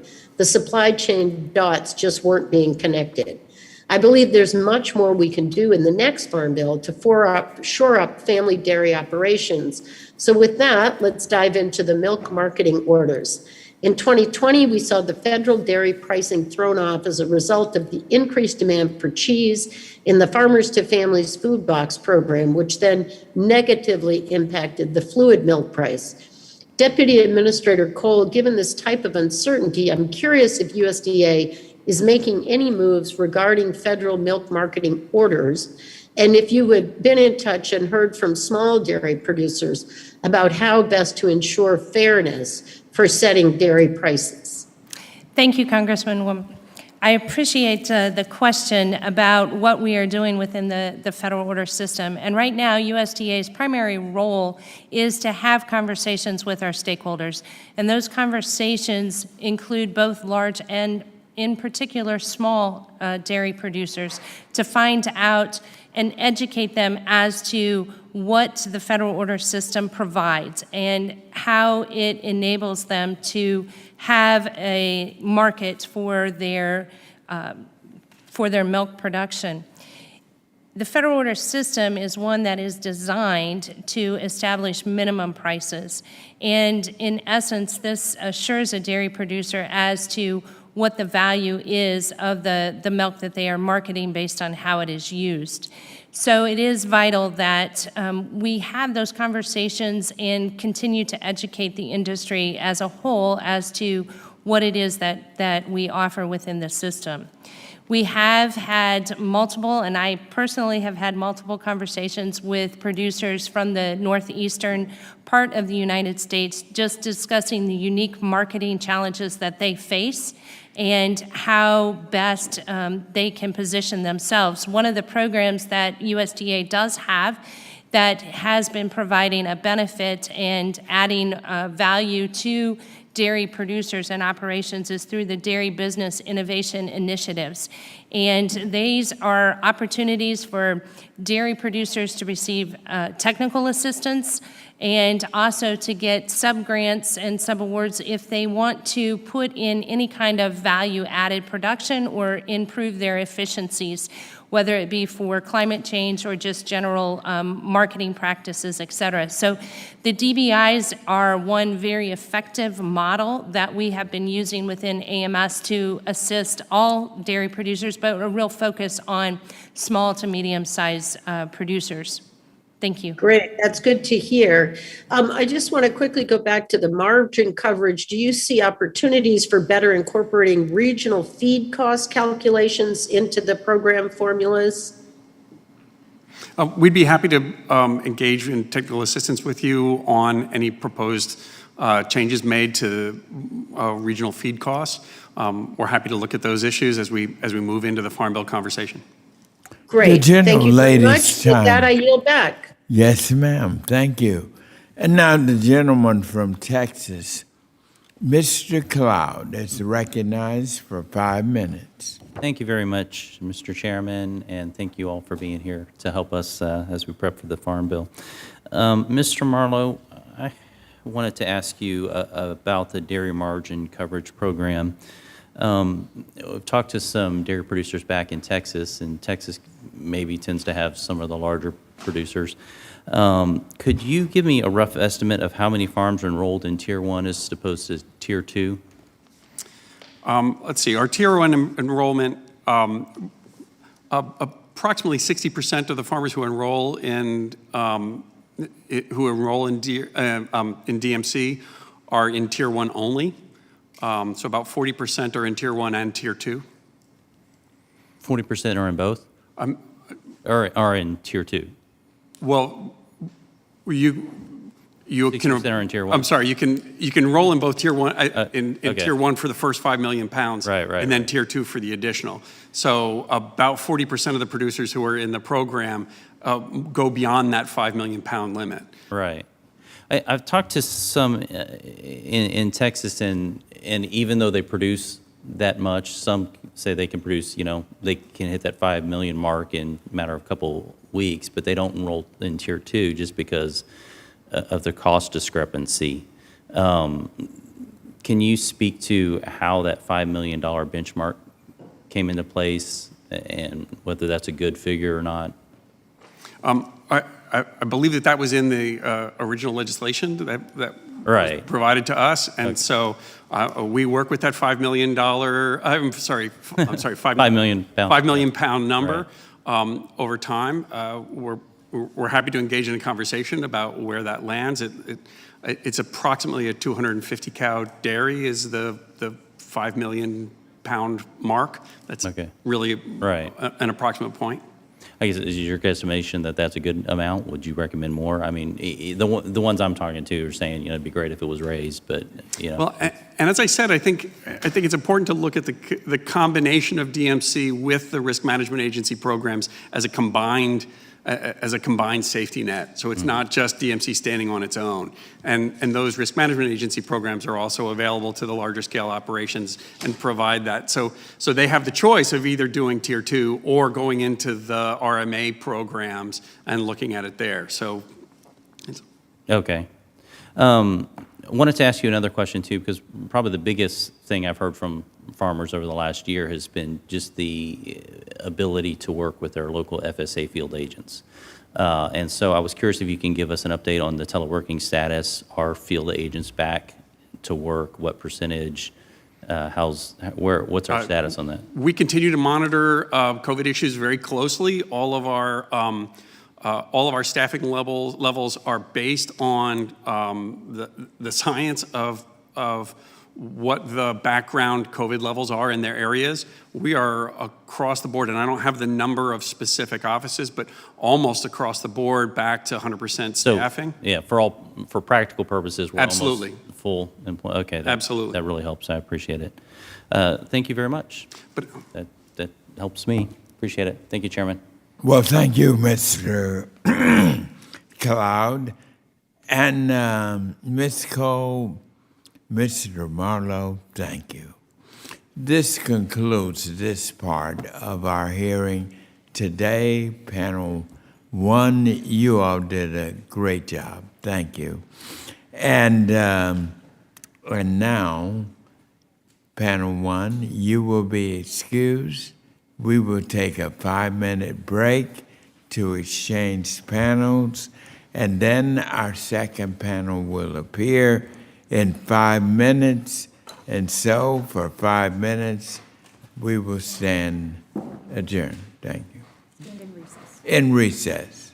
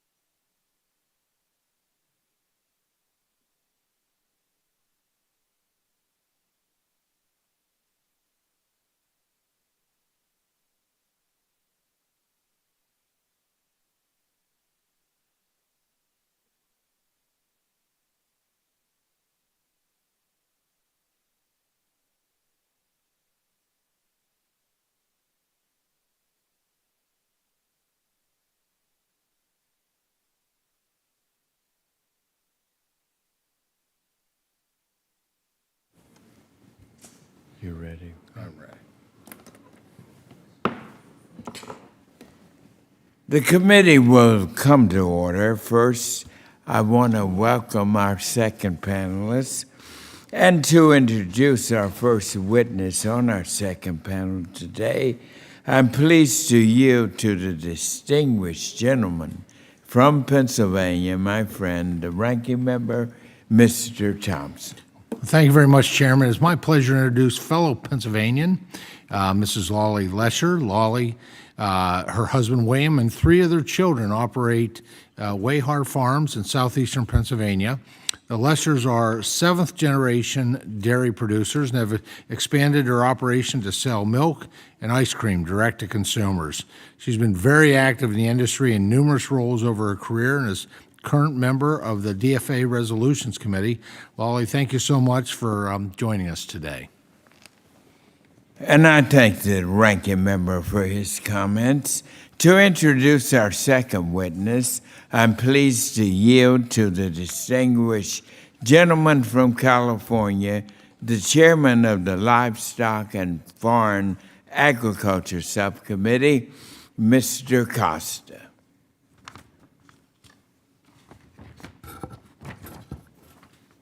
Mr. Chairman? Yes, you're recognized. Can you hear me? Yes, Can you I hear me? do. Go right ahead. Thank you very much, Mr. Chairman. I have the honor to introduce Mr. Mike Durkin. He's testified before, backed by popular demand, I think. His experience and background, I think, is well known in the dairy industry across the country.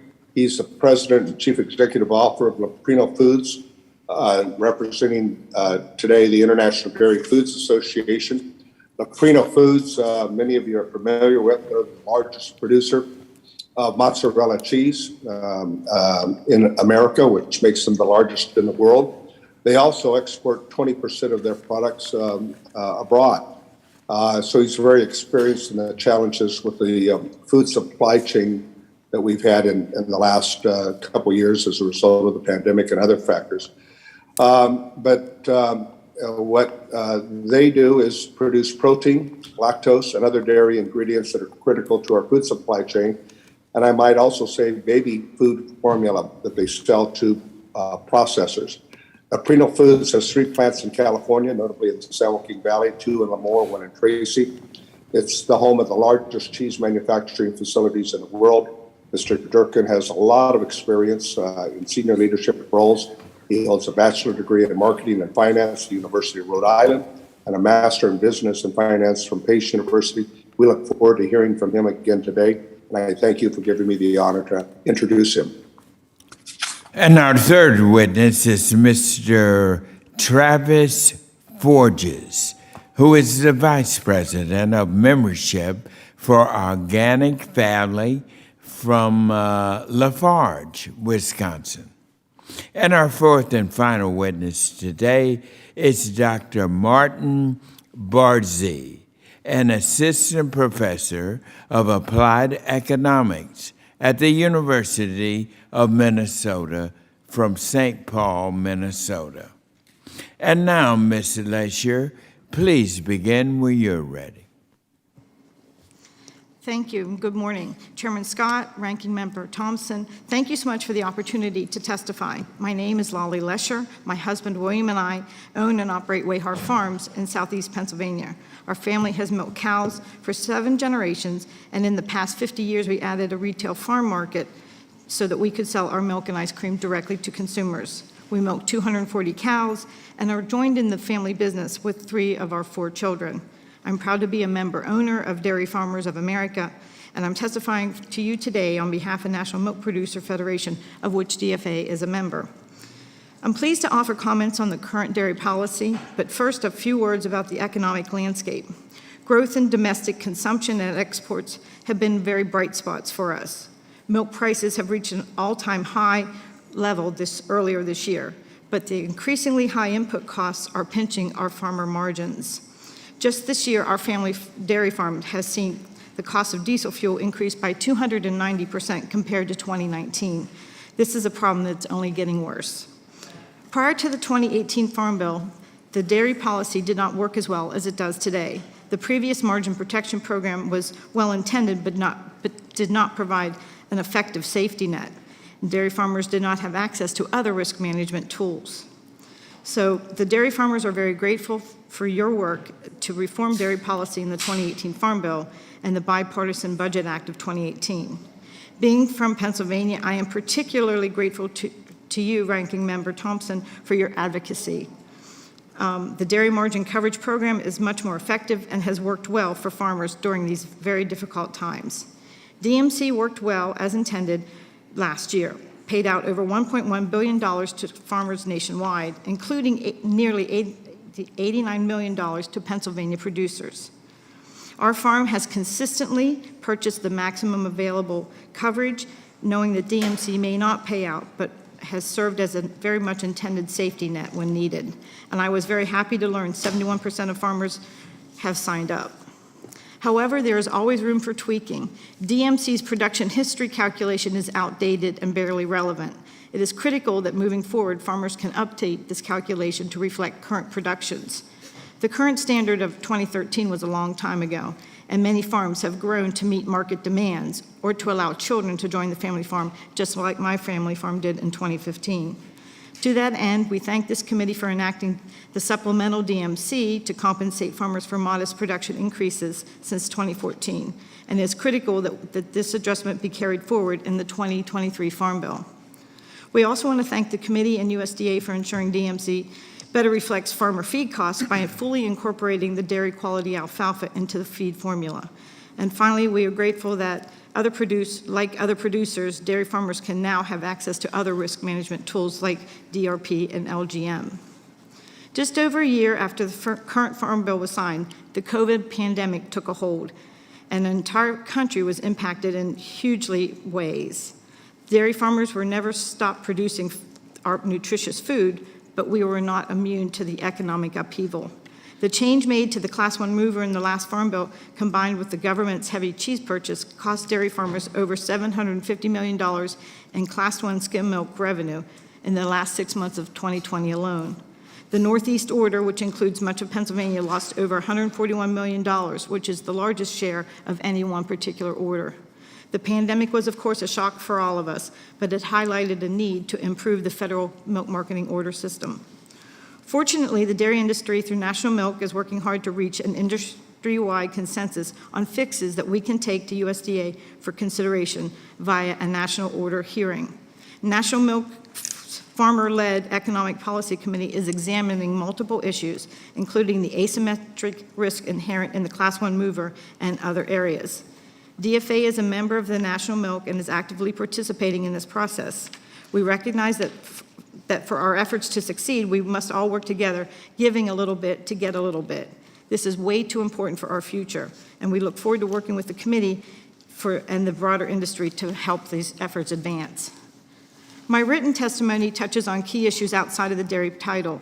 In particular, we urge continued support of the Dairy Donation Program, which helps provide needed dairy products to food-insecure families. And we also support the Healthy Fluid Milk Initiative projects intended to increase consumption of milk and dairy foods. Again, I want to thank you for this opportunity to testify, and I'd be happy to answer any and all questions. Thank you. And now, Mr. Durkin, please begin when you're ready. There we go.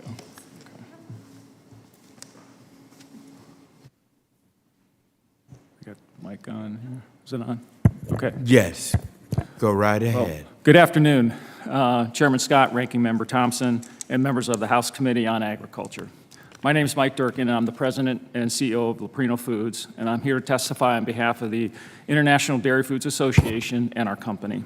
IDFA represents the dairy manufacturing and marketing industry and its members, including independent processors, farmer-owned cooperatives, retailers, and marketers. Leprino Foods, a family-owned, privately held company, is headquartered in Denver, Colorado, with over 4,500 employees in California, Colorado, New Mexico, Michigan, Pennsylvania, and New York. Leprino is the largest independent buyer of milk in the United States, supporting over 1,000 dairy farms. And we are also the world's largest producer of mozzarella cheese and a leading supplier of dairy nutrition products, including lactose and whey. As the committee begins to discuss how the next Farm Bill can bring help to the U.S. dairy industry, we'd like to put forward 3 policy recommendations and raise awareness on a concern for the committee's consideration. These recommendations were developed by IDFA's Economic Policy Committee. The association's boards of directors, which include proprietary processors and dairy cooperative leaders, voted unanimously to support these recommendations. First, we also asked the committee to reauthorize and expand the Healthy Fluid Milk Incentives Projects Program. This program requires USDA to test different methodologies to encourage SNAP participants to purchase more dairy products.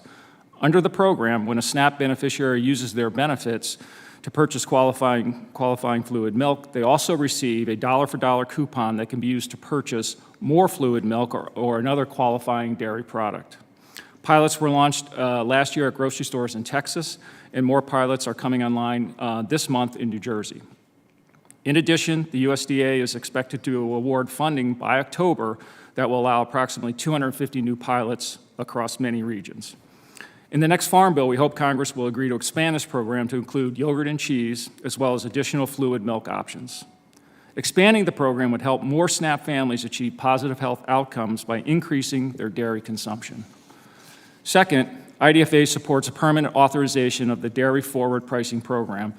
This program allows producers to enter into forward price contracts with milk buyers for milk used to manufacture Class 2, 3, and 4 products. This program expires on September 30th, 2023, which means that no forward price contracts may be entered into after that date. Making this program permanent could facilitate greater utilization of the risk management tool because it would mitigate concerns due to the program's pending expiration date. Given this program has nearly universal support among producers and processors, we recommend Congress make this risk management tool permanent.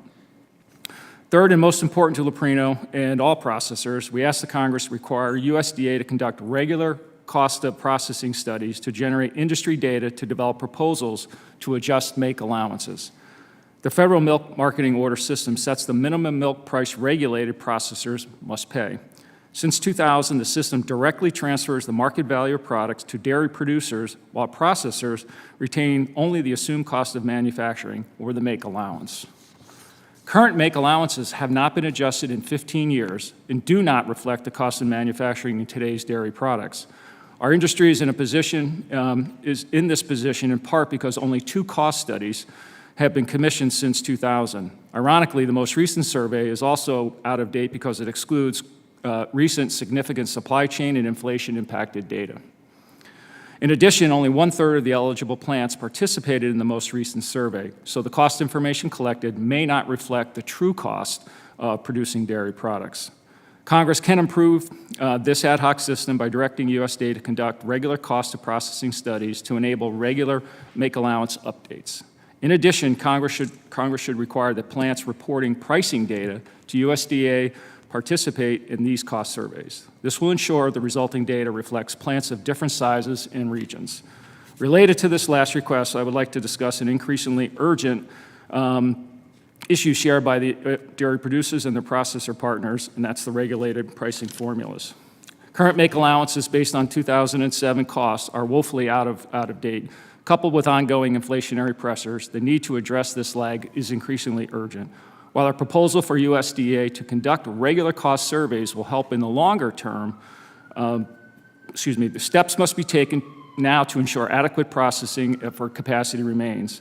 Updates to the system will help ensure nutritious dairy products remain affordable to American consumers and exports beyond.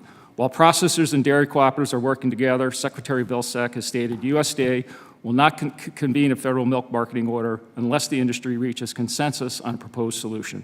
Prompt resolution via hearing remains urgent for our dairy industry, so your support of this process will be greatly appreciated. Thank you for the opportunity to appear before you today. I'm happy to answer any questions you may have. Thank you. And now, Mr. Forges, please begin when you're ready.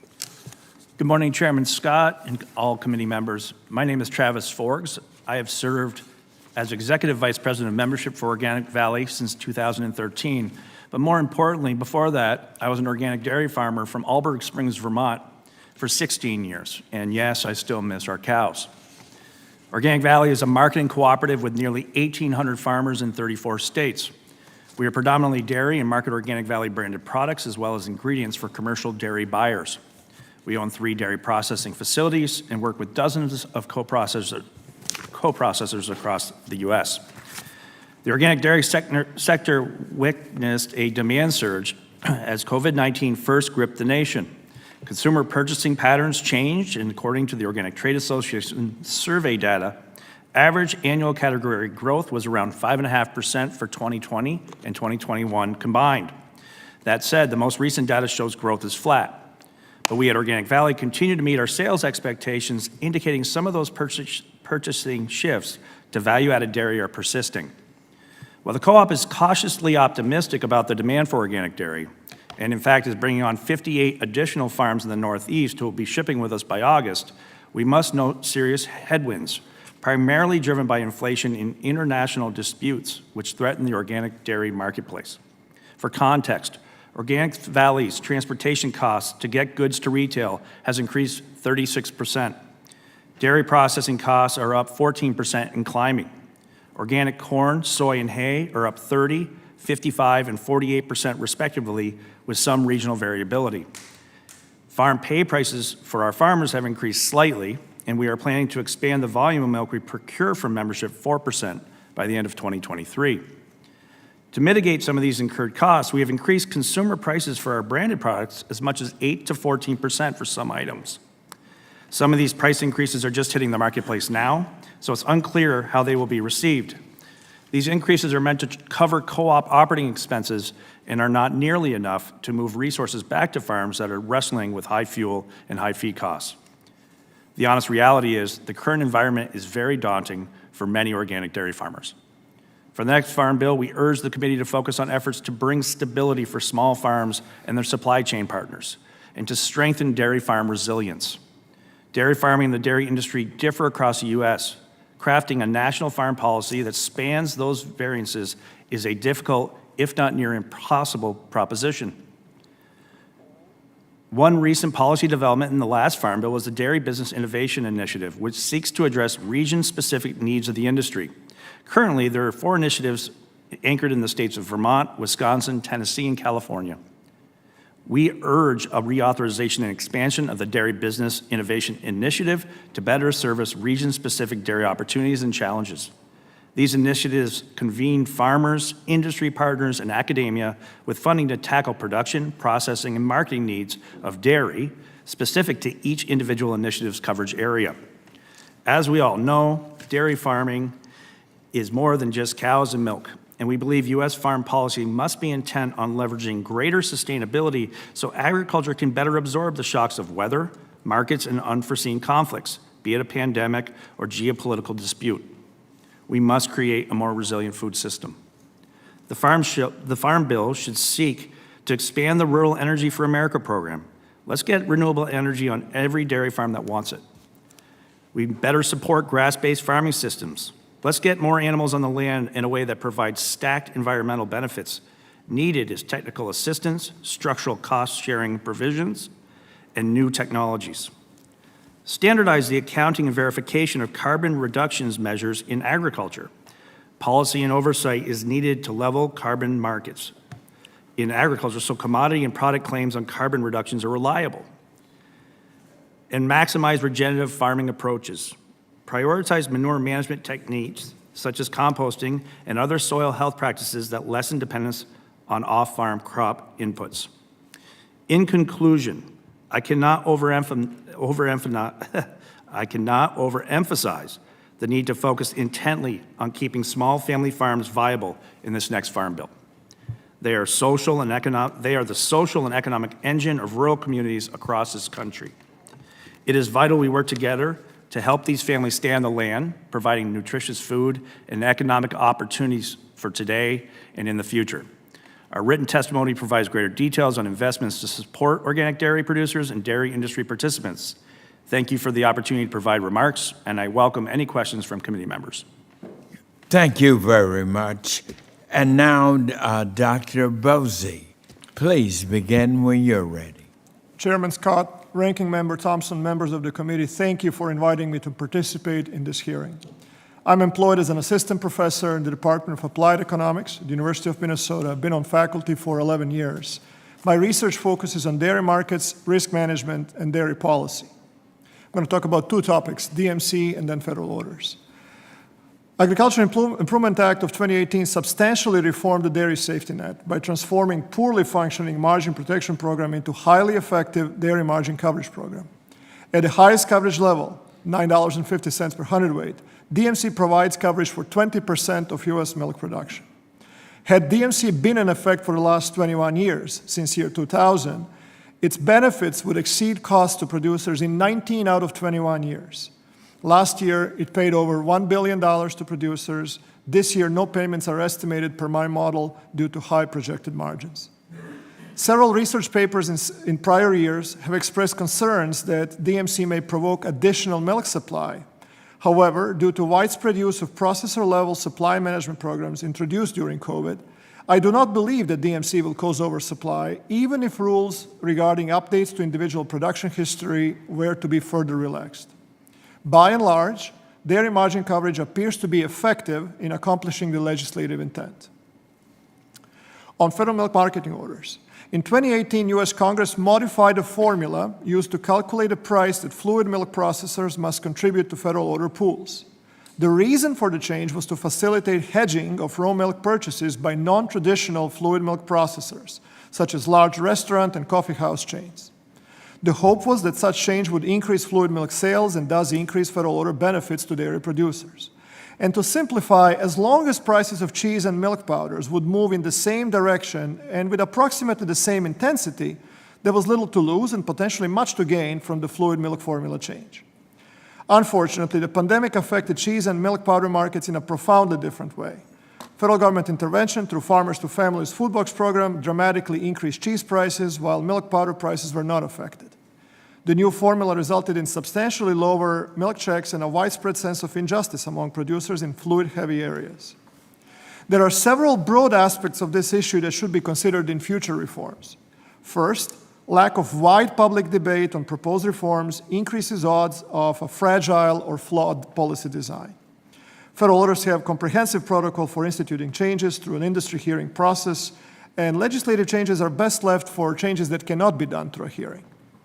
Second, to the maximum extent possible, the next Farm Bill should not make risk management less effective, either for dairy producers or dairy processors.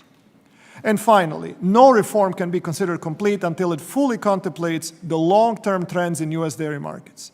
My estimates are that over the next 10 years, the share of U.S. milk production utilized in beverage milk is likely to fall from 18.3% this year to 14.5% 10 years from now.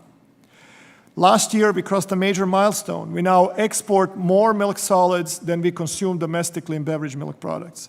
My estimates are that over the next 10 years, between 45 and 60% of all additional skim milk produced because our cows are getting better, that will need to be exported.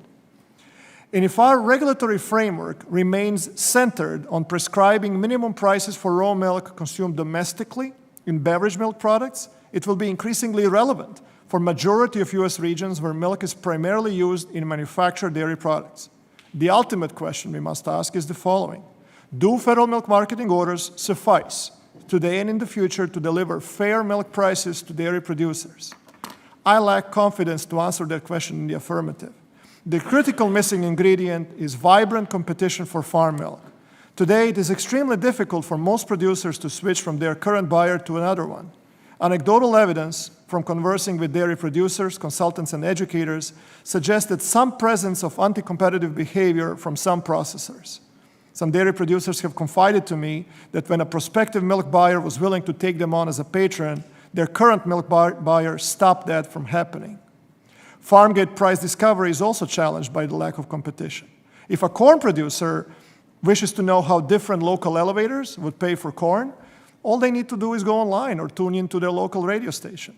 In contrast, when some dairy producers have asked their consultants or educators for milk price benchmarking information, those service providers have in multiple instances faced tacit disapproval or even aggressive legal threats from some dairy processors. Now, we should not rush to generalize from anecdotal evidence, But in my opinion, it would also be prudent not to ignore it. Further research and an honest debate on competition in dairy is merited. Thank you for the opportunity to appear here today. And thank you very much to all of our witnesses. Excellent testimony. Thank you. At this time, members will be recognized for questions in order of seniority, alternating between majority and minorities sides. And you will be recognized for 5 minutes each in order to allow us to get in as many questions as possible. And as always, please remember, keep your microphones muted until you are recognized so we don't have that noise interference. And let me start with my questions. Mr. Forgy, I hope I pronounced that okay. It's Fords. Fords. Yep. Thank you. I appreciate it. And Ms. Leisure, I want to, and others on the committee, I am very concerned about the tremendous loss of our family farms. And you all touched upon it. And I want to ask, and others, because we in this committee are very concerned about this issue. For example, we're losing 17,000 family ranching farms every year, 17,000 ranching farms. In the dairy industry itself, as you pointed out in your testimonies, we're losing record numbers. And so we in the House Agriculture Committee are putting together a bill to address this issue, to give a helping hand, because if we don't, our entire agriculture industry is going to be at stake. And small family farms are the heart and the soul of our agriculture system. And so we're moving to very rapidly put in a bill that will give our small family farms a helping hand. And this is shared on both sides of the aisle, both Democrats and Republicans. And so just tell me, what do we need to do from your all's perspective? And I'll start with, let us start with ladies first. Go ahead, please. Thank you very much. I appreciate the question. And so, like every small business, we have challenges, some of which would be labor, some of which would be technology, access to broadband, things like that. Farms are generational, and they truly are the backbone of our communities.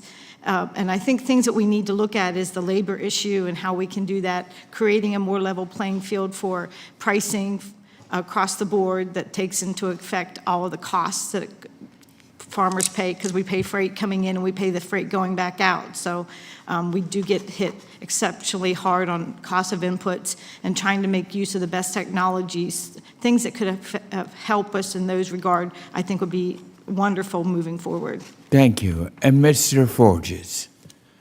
Thank you, Chairman Scott. You hit on something that, for myself has been a life's work, mostly since I was born, in the 70s, and then in the 80s went through the whole crisis as being a young child on a farm and watching agriculture being destroyed across the country. The farm town that I'm from had 21 dairy farms. When I was young, we're down to 3. 2 of them that are organic and 1 of them that has gotten larger and is conventional.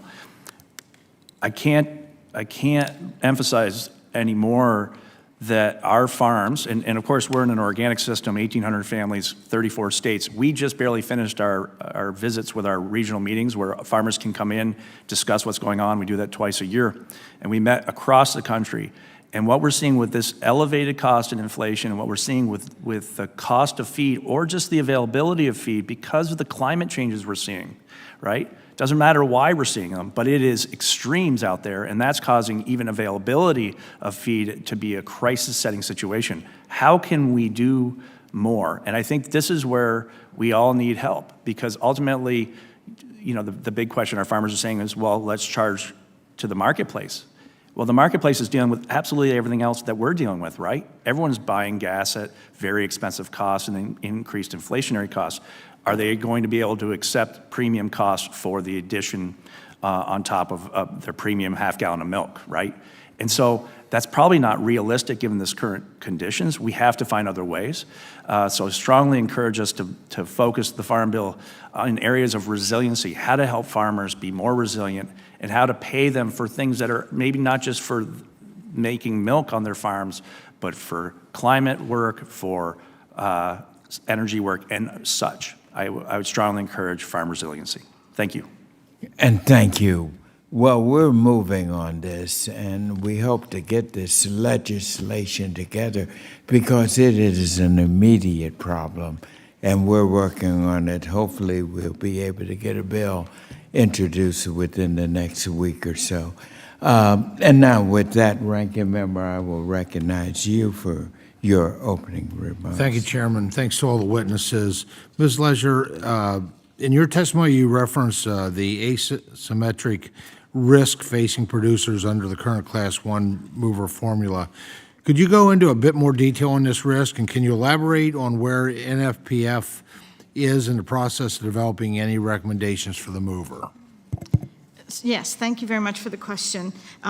So there's a ceiling on how much better the new mover can perform compared to the old mover. And that ceiling is at 74 cents per hundredweight, which would occur when the Class 3 price and 4 price are identical.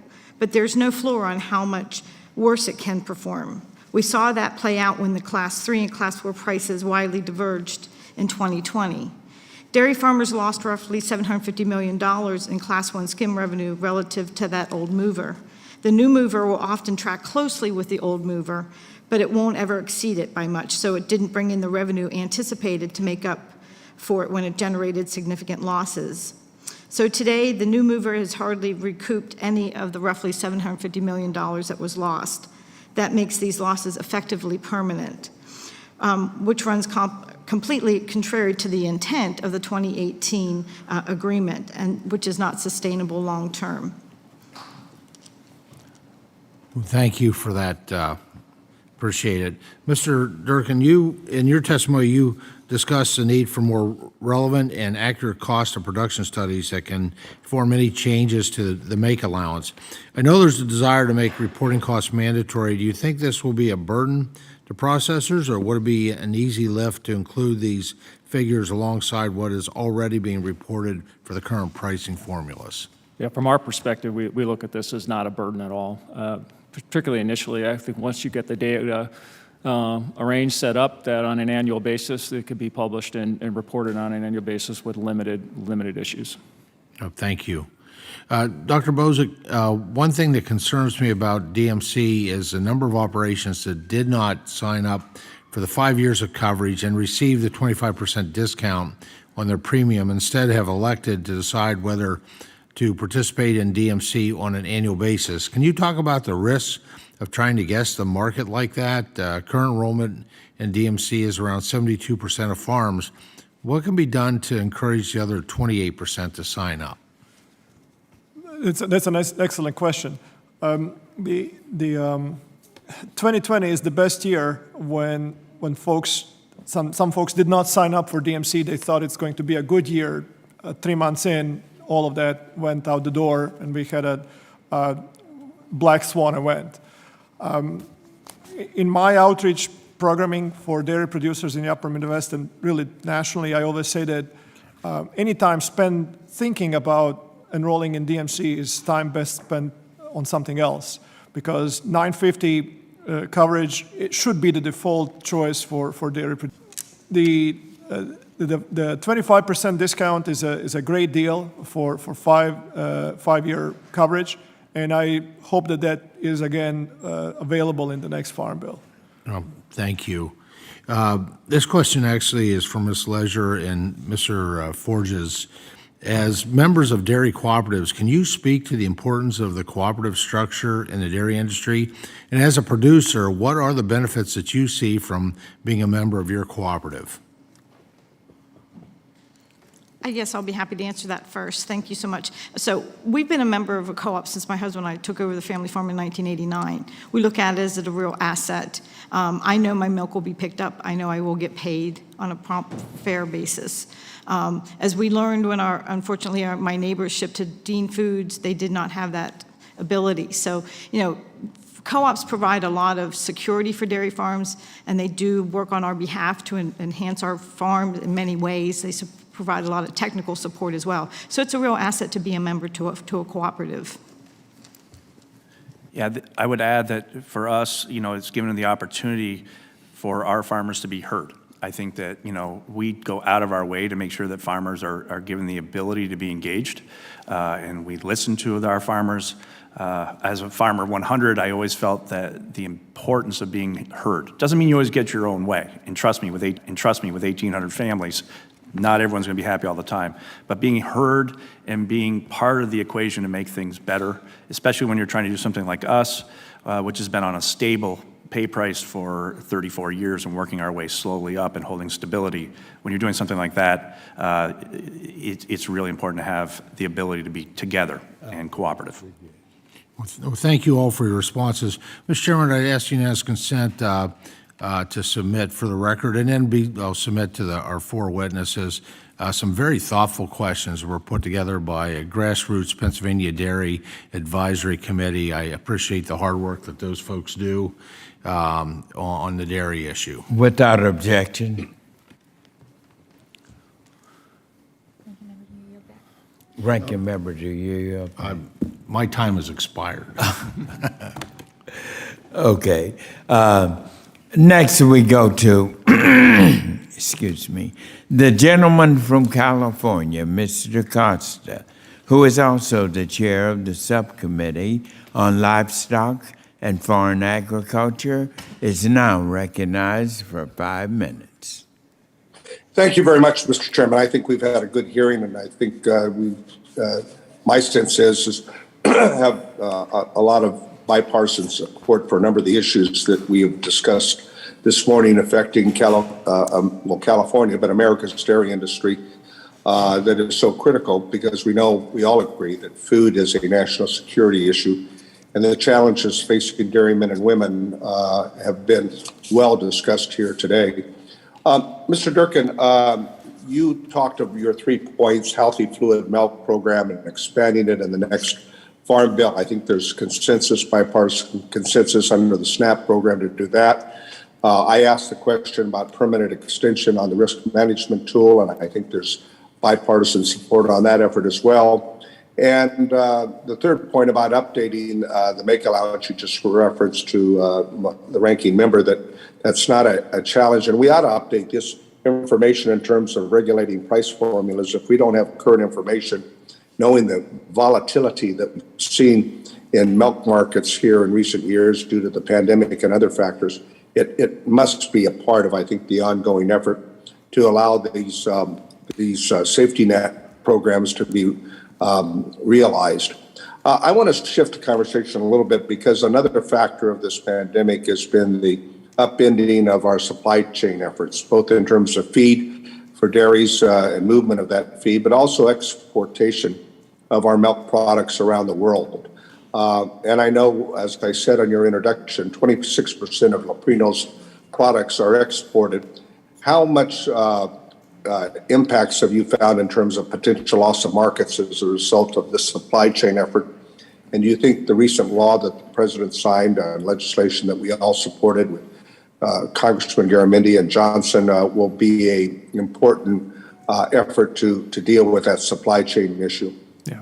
Well, thank you for the question, Congressman. And on behalf of really the entire industry, I want to thank you and Chairman Scott and really everybody on the House Ag Committee for for your support on this bill for the Ocean Shipping Reform Act. We truly appreciate that, and it's going to make a difference, and it already actually has started to make a difference, so we appreciate that support. Things are definitely better, but nowhere near where they need to be, for sure. So we still struggle a little bit with certain carriers. Have you lost market share in the last year? Yeah, we have lost in market share, particularly in China, I would say, from an international standpoint. It's one is consistency and reliability of goods. I know I testified that back in November, so we have seen some share in certain markets go down. We've been able to maintain it in others and possibly grow a little bit, but net, it's been an extreme challenge. All right. Well, additional suggestions you may have for all of us would certainly be appropriate and appreciated. Mr. Forbes, you talked in your testimony about sustainable solutions in the dairy farmers toolbox, and I've been very involved in California on how we deal with management of not only wastewater but also manure management programs. And you noted that in your testimony to deal with greenhouse emissions. You are aware, I'm sure, of the 114 projects funded in California that has reduced greenhouse gas emissions by an estimated 1.1 million metric tons over the carbon dioxide over 5 years. Do you think how we could expand that kind of effort nationwide and how we might do it in the reauthorization of the Farm Bill? Yeah, thanks for the question, Representative Costa. We have dairy farmers in California that have used the Alternative Manure Management Program, which is really about incentivizing farm systems to reduce methane emissions, but it's also creating better soil amendments for cropping. Some of the changes we see are putting in place a solid separator. Yes, and that's what it sounds like, and then developing composting systems with that manure. You're really diverting. I'm very familiar with the details, my friend. I'm wanting to know, can we expand that in the reauthorization of the Farm Bill to provide those benefits nationwide? And have you determined what the potential expansion of that would be nationwide if we followed in the example that we know in California? Well, we would applaud the program being implemented, or we applaud the program that's being implemented by the state of California. In our opinion, you could really take what California is doing and see if it's something we can offer nationwide as an option in the next Farm Bill. Thank you. Mr. Bosick, I only have a little time left, but you talked about competition with dairies, and you talked about being able to move on contracts. In California, until the milk pooling effect went into effect, dairy contracts are critical. How do you think we bridge that gap with so many belonging to co-ops? 56% of the milk produced in America is member of co-ops. I have a few seconds only for this answer. I believe that you should look for industry to provide proposed solutions. It's the role of academics to elevate issues for debate, to analyze proposed solutions, to project trends, etc.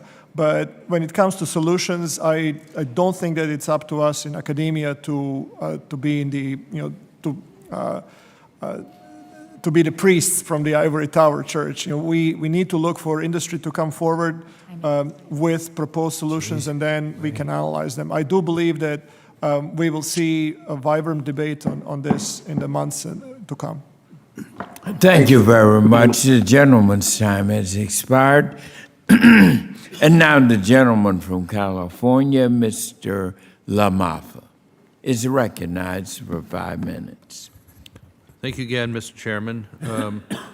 And thank you again for our second panel for appearing with us today to help educate us on how to go forward best in this new farm bill with regards to dairy. I wanted to, with Mr. Durkin here,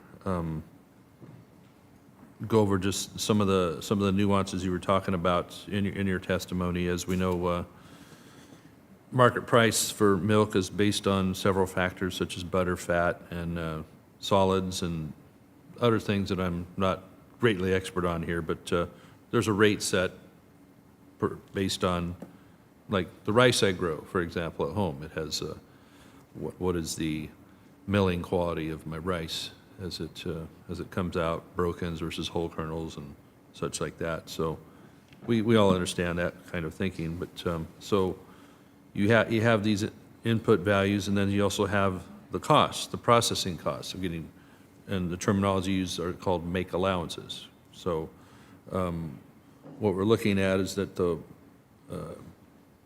data on cost inputs and why that's important to you is very reflective of today's costs, or should be reflective of current costs, whatever year it is of doing business.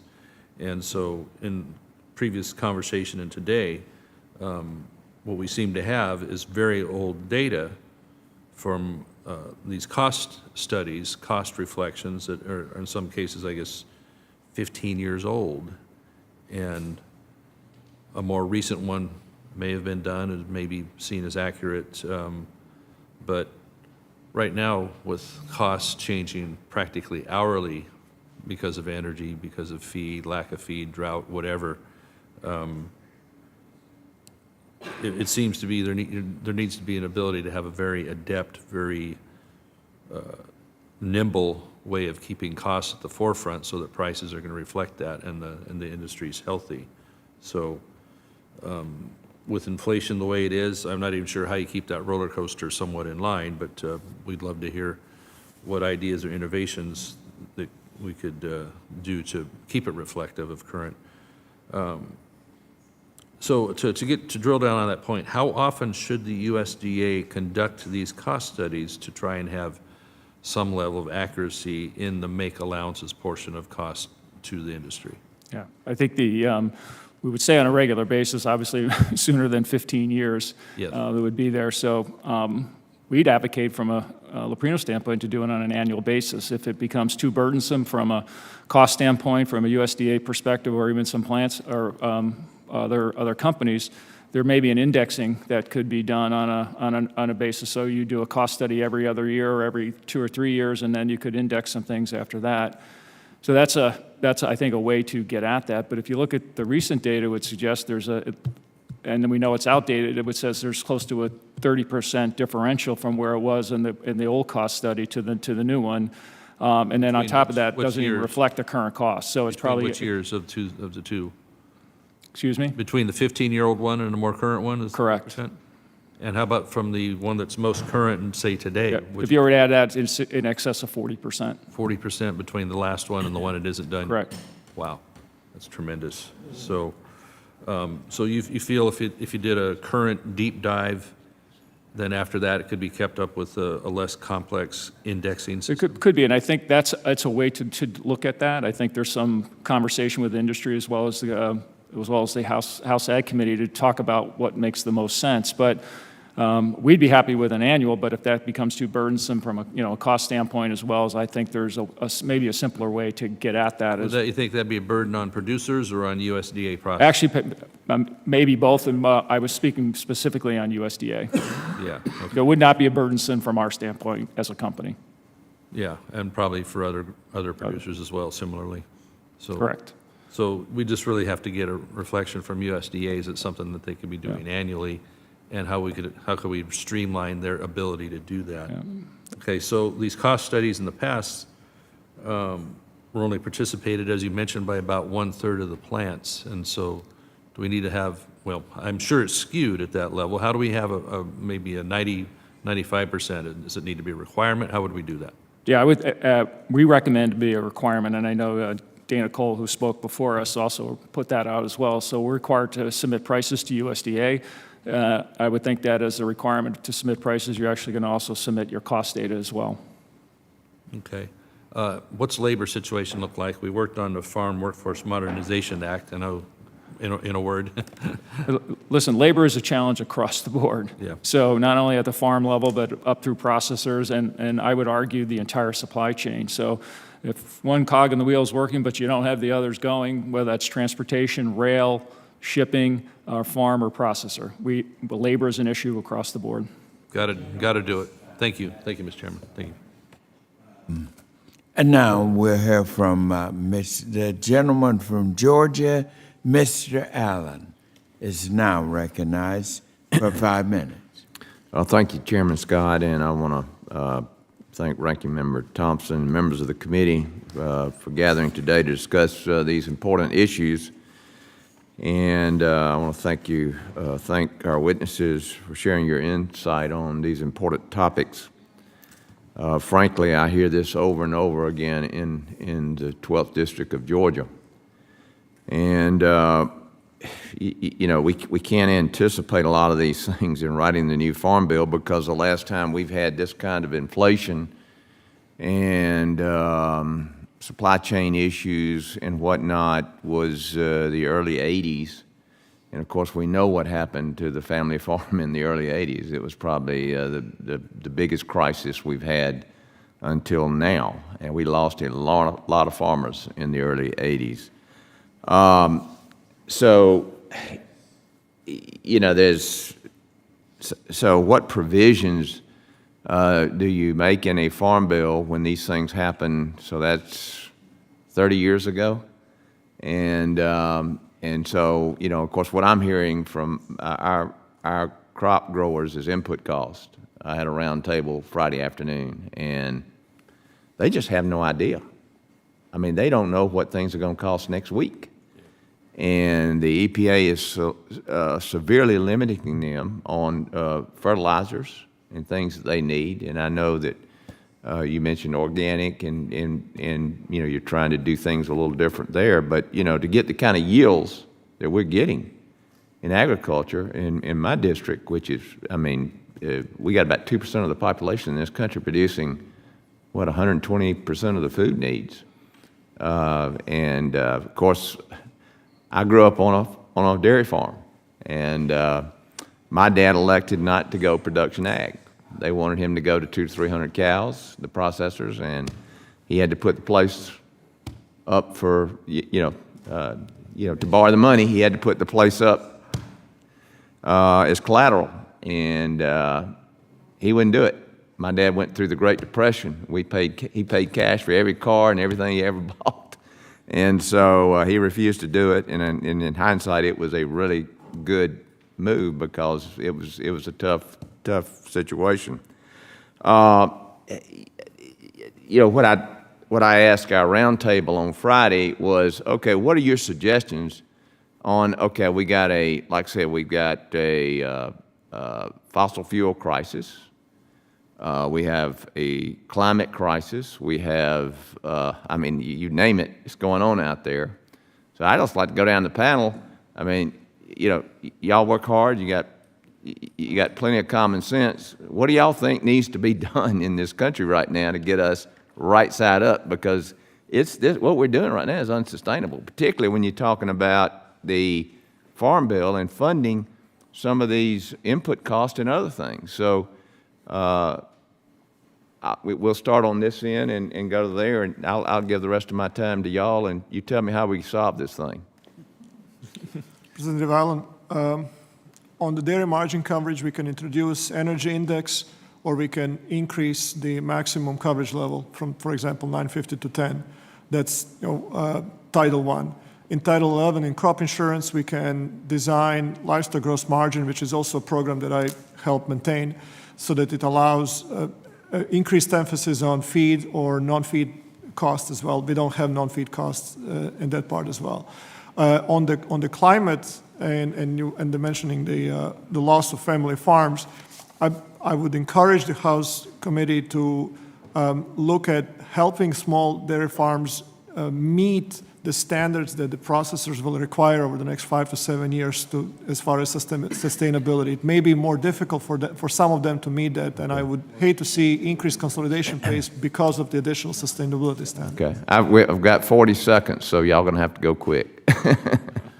Well, I wanted to add, Representative Allen, that you mentioned the input costs are maybe different in the conventional setting than the organic setting. I just want to let you know that our organic farmers would tell you the input costs are rising everywhere. So whatever we're trying to do when we're dealing with these inflationary costs are going to need to be addressed for all farmers because it's hitting everyone. And just wanted to make sure you knew that. Yes, sir. Thank you. So I appreciate the confidence in us thinking we would have the answer, because I wish we all did. But work on the DMC to extend the cap so that more milk is covered, because we have losses on all the milk, not just the first 5 million pounds that we produce. I also think we need a handle on labor, having access to guest workers and things like that. We need access to technology, assistance in buying technology and getting involved with technology is a big thing for us, and costs. Okay, great. I yield back. Time has expired. And now the gentleman from California, Mr. Garbahal, is recognized for 5 minutes. Thank you, Mr. Chairman, and thank you to all the witnesses participating on today's panel. Mr. Forbes, can you tell me some of the benefits of organic health to consumers, and what about benefits to the environment? Thank you, Representative Cabahal. We're very excited about what we're seeing. I'll start with the environment first. We're seeing for opportunities to make a healthier environment. And we're spending a lot of energy right now within our cooperative to set up a system that's a little bit different than anything we're seeing out there that's talking about doing carbon reductions as insets within our organization.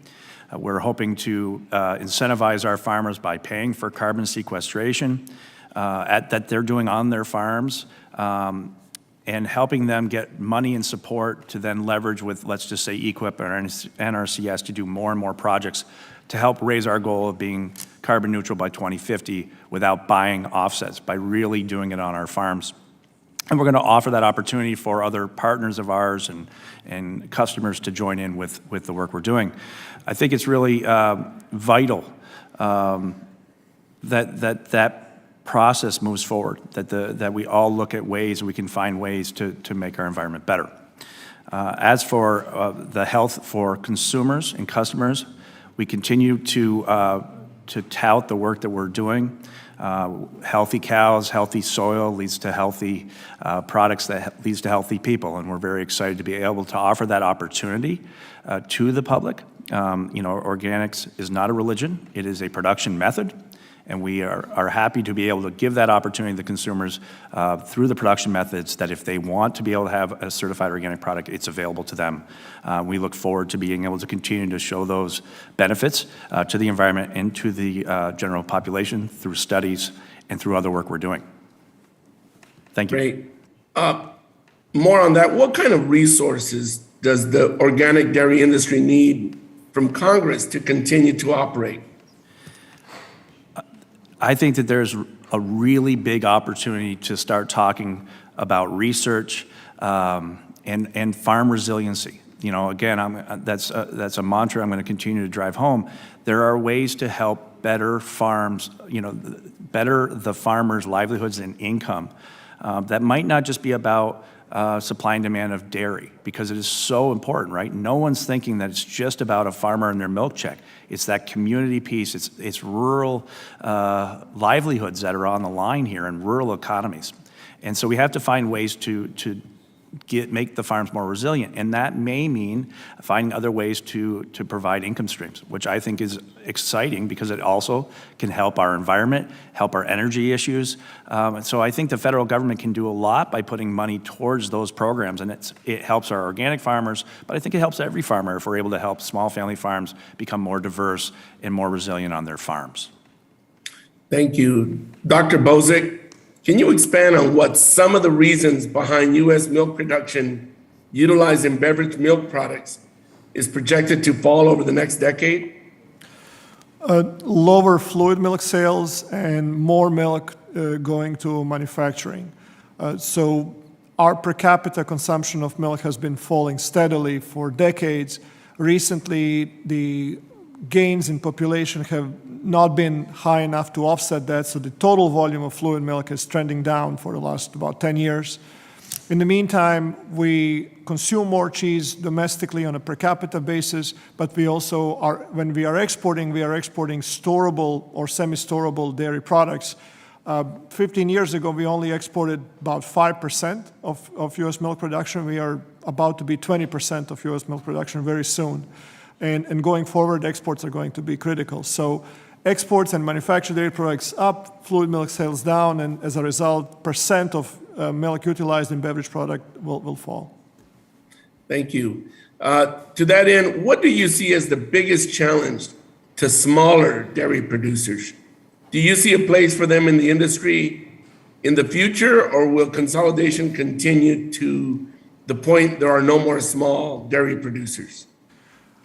Dairy margin coverage was truly a momentous change that I believe substantially reduced the pace of consolidation in the dairy industry and will afford dairy producers over the next smaller dairy producers over the next decade to be financially viable. The new emerging challenge may be sustainability standards that are coming up. They will be required by the buyers of dairy products to dairy processors, whether they're private or cooperatives, and then cooperatives will have to ask their members to, and private processors will have to ask their patrons to oblige with. And if such technology is more financially viable on larger farms than smaller farms, that may again increase the consolidation pace. So Thank you. The gentleman's time, unfortunately, has expired. Now the gentleman from Indiana, Mr. Baird, is now recognized for 5 minutes. Thank you, Mr. Chairman and Ranking Member. We really appreciate all the witnesses here and the expertise that you share with us, because you're on the front lines and the cutting edge of the industry, and agriculture is so important to our country as well as the district I'm from in Indiana. And so my first question goes to Ms. Lesher. Yeah, I know dairy farmers have endured significant volatility in recent years, especially during this pandemic. Could you share with us, because I think it's important for us as a committee to understand the role of these cooperatives play in helping farmers through these tough challenges? Go ahead. Thank you for the question. I think that one of the benefits of a cooperative is the fact that they share information with their membership. They help us encourage people to participate in programs like DMC, sign up for that safety net. I call it an insurance policy. The co-ops have been able to help sustain, and again, as I mentioned earlier, I know I'm going to get a milk check every single month. When I ship my milk, I know they're coming to pick it up. I know I'll get paid for it. So they offer a lot of stability, and they offer a lot of technical expertise to our family farms. Absolutely, and that hasn't changed over the years, has it? That steady income is pretty important to the viability of those farms, including dairy farms. My next question goes to everyone. I understand they're calling for the dairy forward pricing program to be permanent in the next Farm Bill reauthorization. So did any of the witnesses have thoughts on that proposal? And as a follow-up, would it be supported by all sectors of the dairy industry? So feel free to go ahead. Ms. Lesher, we'll start with you. I'm sorry, I missed part of the question. The dairy. The forward pricing program, there's a call for that to be included in the next Farm Bill. Yes. And so I want to know what your thoughts are about that. And I want to know about whether or not all the sectors of the dairy industry would support that. So it was an additional risk management tool for dairy farmers, something that was new to us, and we're still learning how to navigate through the system. But I think anything that will be in place to help mitigate risk is definitely something we need to continue. Yes. Mr. Durkin, how about you? Yeah, we're fully supportive of the program. And to your question, does it have support? In our mind and our understanding is it has universal support across the dairy industry. So we think it just makes sense. The challenge, if you think about it, it expires at the end of September. So the ability to go beyond September before the Farm Bill is actually approved, that farmers aren't going to be able to hedge anything. And really, when you go 6 months out, the validity of the program starts to fall apart. So that's really the need to make it permanent. Good information. Thank you. Mr. Forges? Yeah, I don't, thank you for the question. I don't believe that there's any issues on an organic level that we shouldn't have everyone involved with risk management tools. The more tools, the merrier. I think we have to find ways to take risk out of the very complex piece of dairy farming. So we would be supportive of that as well. Thank you. Dr. Bozick? Thank you for the question. I'm not aware of any farm groups that would oppose this proposal. Well, thank you very much, and I yield back. The gentlewoman from Minnesota, Ms. Craig, is now recognized for 5 minutes. Well, thank you so much, Mr. Chairman, and thank you to the ranking member, Mr. Thompson, for today's hearing on the Farm Bill provisions. It's a critical topic in the Farm Bill, given the many benefits that the dairy industry provides to folks across the country. Minnesota's 2nd congressional district is home to more than 350 dairy farms and more than 45,000 milk cows that account for more than $200 million in annual sales of dairy products. The family farmers on the dairies across the district are a key part of our rural economy and communities. Over the past year, I've had the privilege of visiting family dairies in my district, like the Zwaber Farm in Elko, New Market, and the Buck Family Dairy in Goodhue. I've heard a lot about the challenges facing the industry and the ways in which federal programs are impacting those operations. One of those programs is, of course, the Dairy Margin Coverage Program, and I first want to turn to Ms. Lesher. Ms. Lesher, in the 2018 Farm Bill, it enacted the Dairy Margin Coverage Program, which I know has been just an important safety net to producers in Minnesota. Can you talk a little bit about what factors you weigh and how you decide to sign up for the program each year? Thank you very much for the question. So on our family farm, it's a no-brainer to sign up for DMC. I mean, it's like an insurance policy. It's one of those things you invest in and you know it's there. If you really need it, you hope you don't. We hope our margins are larger than what we're insuring for, and we've always bought in at the highest possible coverage. It's an easy way to help mitigate some of our risk. That's incredibly helpful as we start to think about the 2023 Farm Bill. Turning now to another topic which has come up during visits with dairies in my district, and that's the attention that producers are paying to land care and management in response to both increasingly variable weather and also changes in consumer demand. So I'd like to ask this question for each of the panelists here today. Can you describe how your operations are dealing with the more unpredictable weather patterns and the increasing consumer demand for climate-friendly products? I know that these are issues that family dairies in my district care deeply about, and I'm curious to hear more about the ways you're working on them as well. So let's start with Mr. Forks. Thank you, Representative Craig. It's a great question that you're asking. I think it's really relevant for lots of reasons. It can be a business relevance because of, as we're trying to forecast the supply that we're going to see from farms across the country based on biological systems that are affected by weather. And then at the same time, being a part of a marketing cooperative that's trying to continue to find ways to represent our products in a way that's authentic and special in the products that we're offering to the consumer and to our customers. So we continue to look at farm resiliency and really dealing with climate in everything we do. Let's be real. All of us in dairy, conventional organic, Scope 3 emissions is the biggest challenges that we're going to have, or at least one of the largest challenges we're going to have as we move forward. So at Organic Valley right now, like I mentioned, we're already launching into a carbon program right now that really works on insets and working with our farmers to give them dollars for the work they're doing. I think that the other important piece is really to understand the science of this, and we're deep into the science of what a life cycle analysis, of your carbon life cycle is about, and we really think that that's going to be an important key for all of us as we move forward to really focus on knowing where you are with carbon and where you're going to move in the future. I appreciate that. And I've got about a minute left, so Mr. Durkin. Yeah. Thank you for the question, Congresswoman. Obviously, it's a huge challenge, and we're willing to face that. Obviously, we signed on to the stewardship commitment as part of the Innovation Center, which is a subset of DMI, this global dairy platform.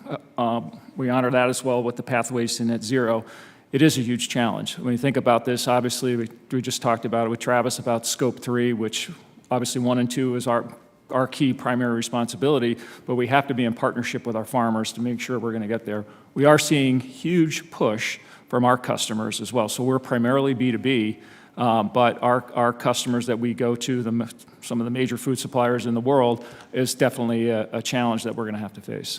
I'm going to give Dr. Bozick the last word since I haven't heard from him.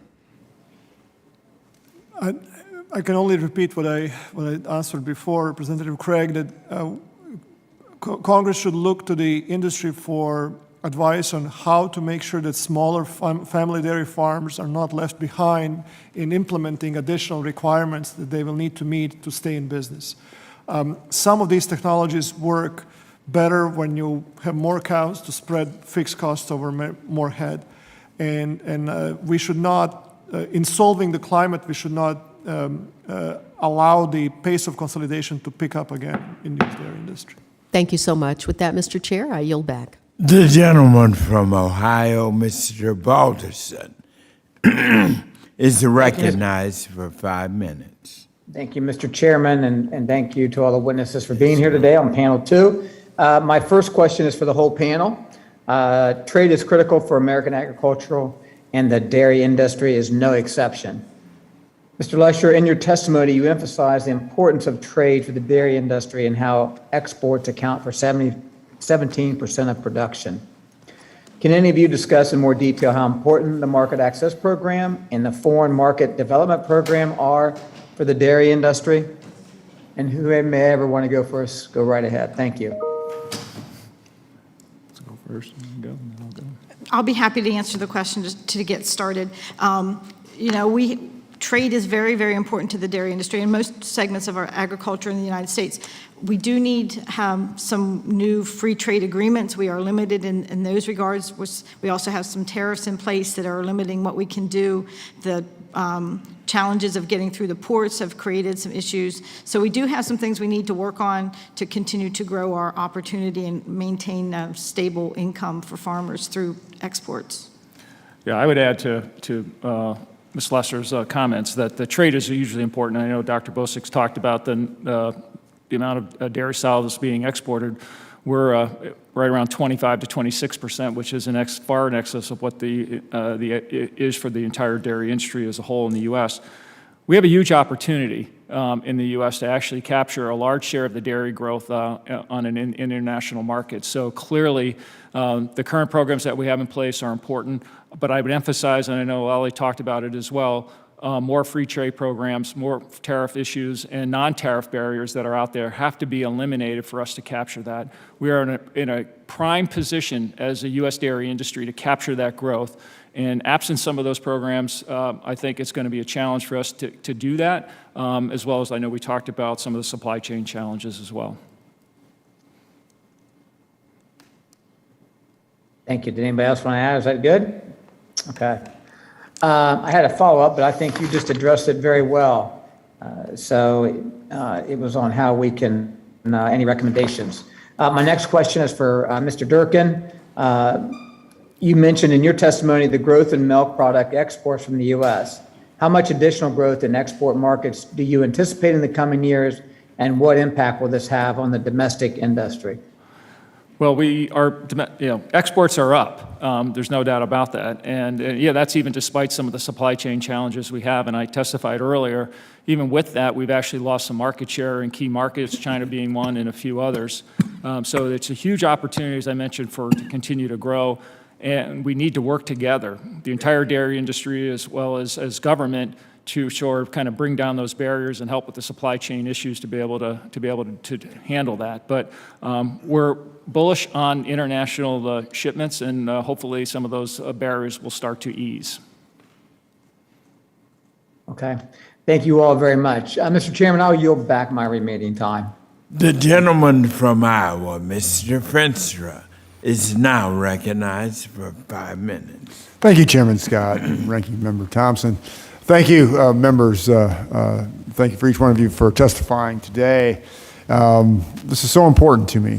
And I want to sort of pivot off what Congressman Balderson stated on exports. I mean, this to me is a great opportunity for the United States, especially in the milk industry, I should say, in the dairy industry, to create more opportunity for our producers.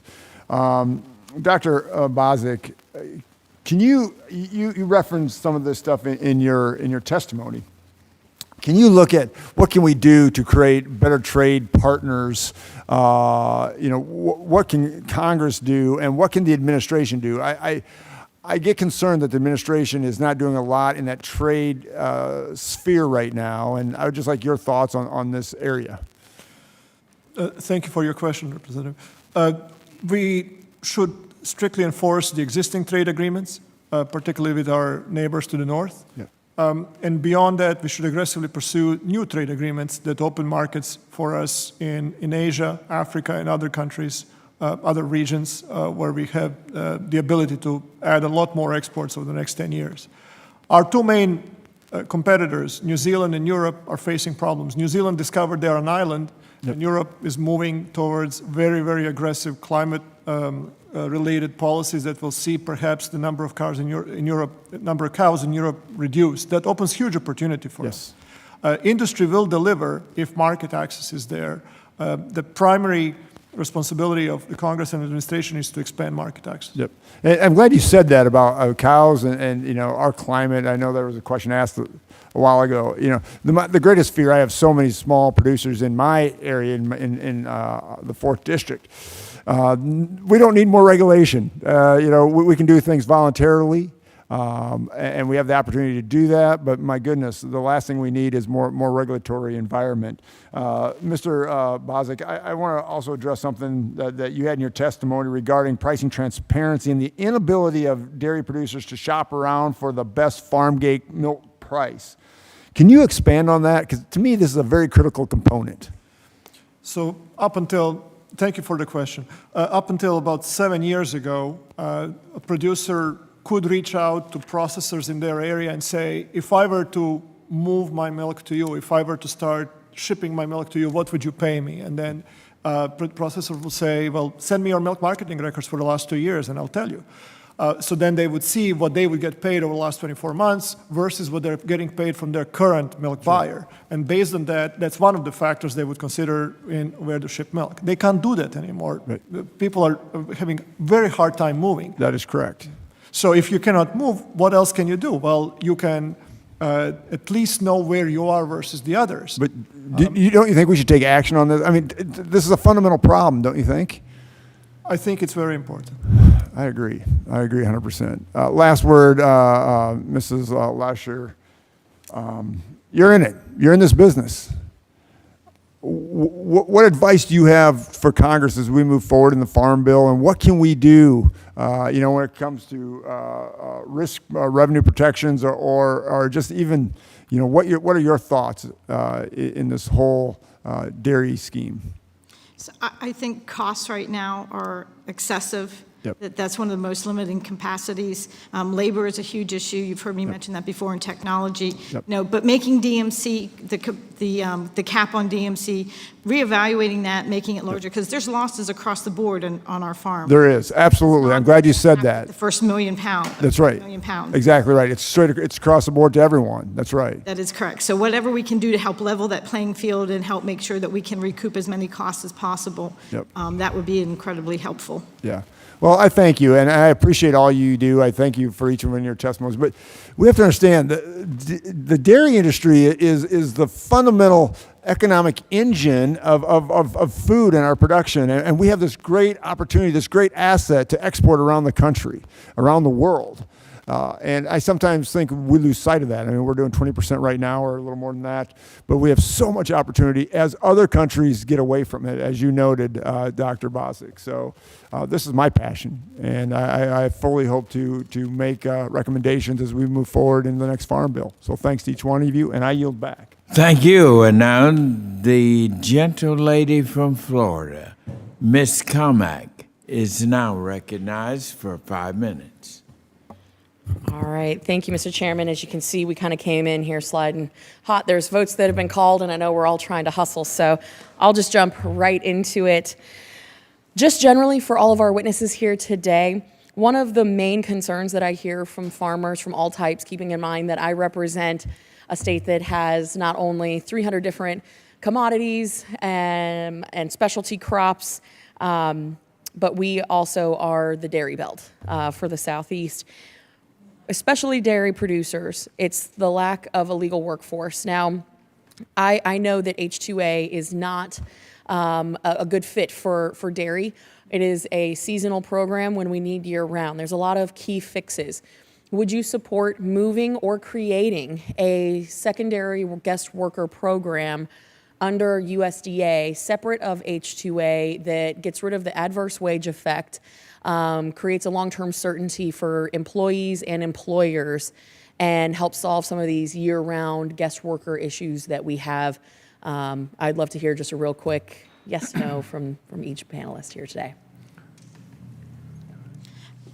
Thank you for the question. Yes, we would be very much in support of something that would have a way to answer some of those issues that we have about year-long stability for our employees. So that would be a big help.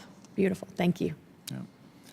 Well, as a processor, we needed our farmer partners to be productive, healthy, and growing. So absolutely, we agree. Wonderful. Yeah, well, we would love to have labor for our farms, so absolutely. Wonderful, thank you. As an academic, I don't believe I should weigh in support of a particular proposal, but I do want to say that I believe that it's very important for our country to be based on a rule of law, and that everything is regulated by law, not in the underground economy. Absolutely. Thank you. I just want to make sure we got that on the record. Now, Mr. Durkin, in the 2018 Farm Bill, NMPF and IDFA requested a change to the formula for pricing for Class 1 milk. Obviously, Florida, we are a Class 1 market, which was adopted by Congress and enacted. The purpose of this change was primarily to remove ambiguity from the pricing formula and to allow processors more certainty as they manage risk in the Class 3 and 4 futures markets. Has the new formula been successful in this regard? And are more processors hedging risk in the futures market?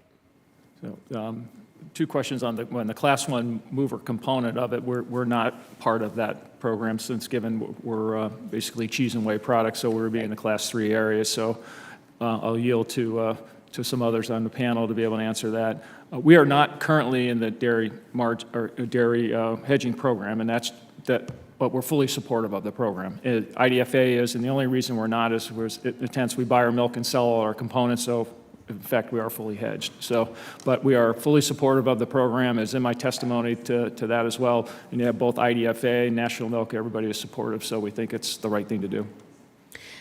Thank you for that. Ms. Lesher, did I say that right? Yes. In my district, we have a multi-generation family dairy, and they're the Lushers, so kind of close. As you know, USDA created the Pandemic Market Volatility Assistance Program to compensate producers for losses relative to the old, quote, higher of formula for the Class 1 mover. Can you comment on that program or any additional work being done to address uncovered losses?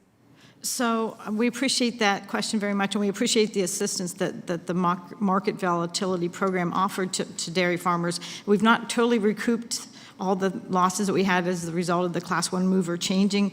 Nobody anticipated what happened. Right. We've not gotten there yet as far as recouping those losses, but hopefully that can be addressed at some time. We're looking forward to trying to rectify that, so I appreciate you weighing in on that. Dr. Bozic, in your testimony, you discussed the declining share of demand for fluid milk. In fact, I believe you state that we are now exporting more milk solids than the U.S. drinks. As this trend continues, how do you think it will impact the industry generally and milk pricing in particular? Congresswoman Kamak, for your district, I think federal orders will be extremely important for the foreseeable future. Very relevant as well, and I believe that some big milk buyers would exert more market power on cooperatives and dairy producers in your region were it not for mandated prices for Class 1. So I'm fully in support of federal orders there. Unfortunately, for a majority of the country where milk is used in manufactured dairy products, federal orders will become increasingly relevant. And that's the part of my testimony on which I've been built further in my written remarks. I appreciate that. Thank you. My time has expired. I yield back. The gentleman from South Dakota, Mr. Johnson, is now recognized for 5 minutes.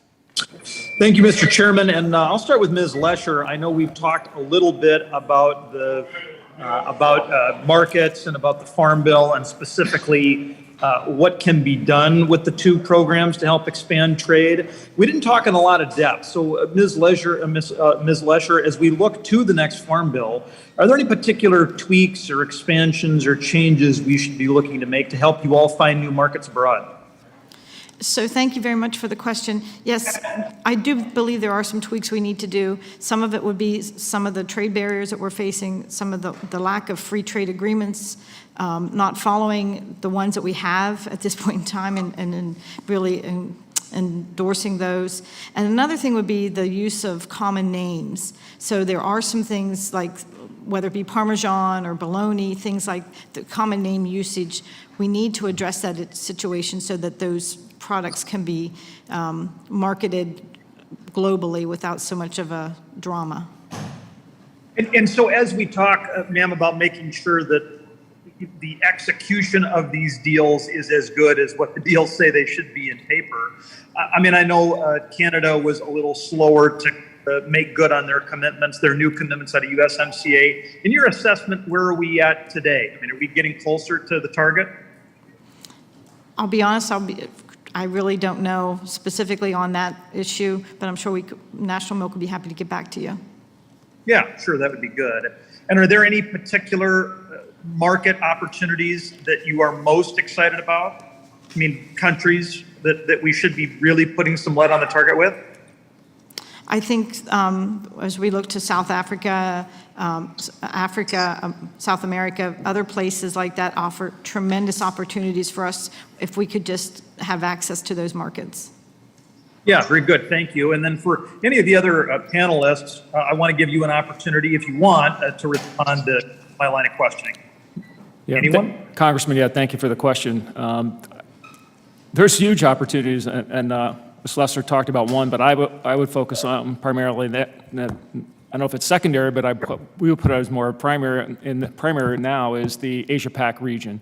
If you look at where we have New Zealand as being one of the primary exporters of dairy products in that area, we have a huge competitive disadvantage really in just about every country that we compete in from a tariff standpoint. So that is a big opportunity.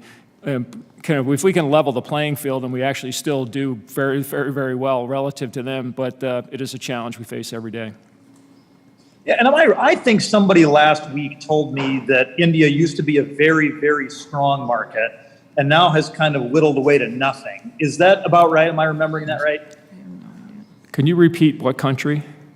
Yeah, India. And it may not be for your specific company, but do you think that's true for the dairy industry generally?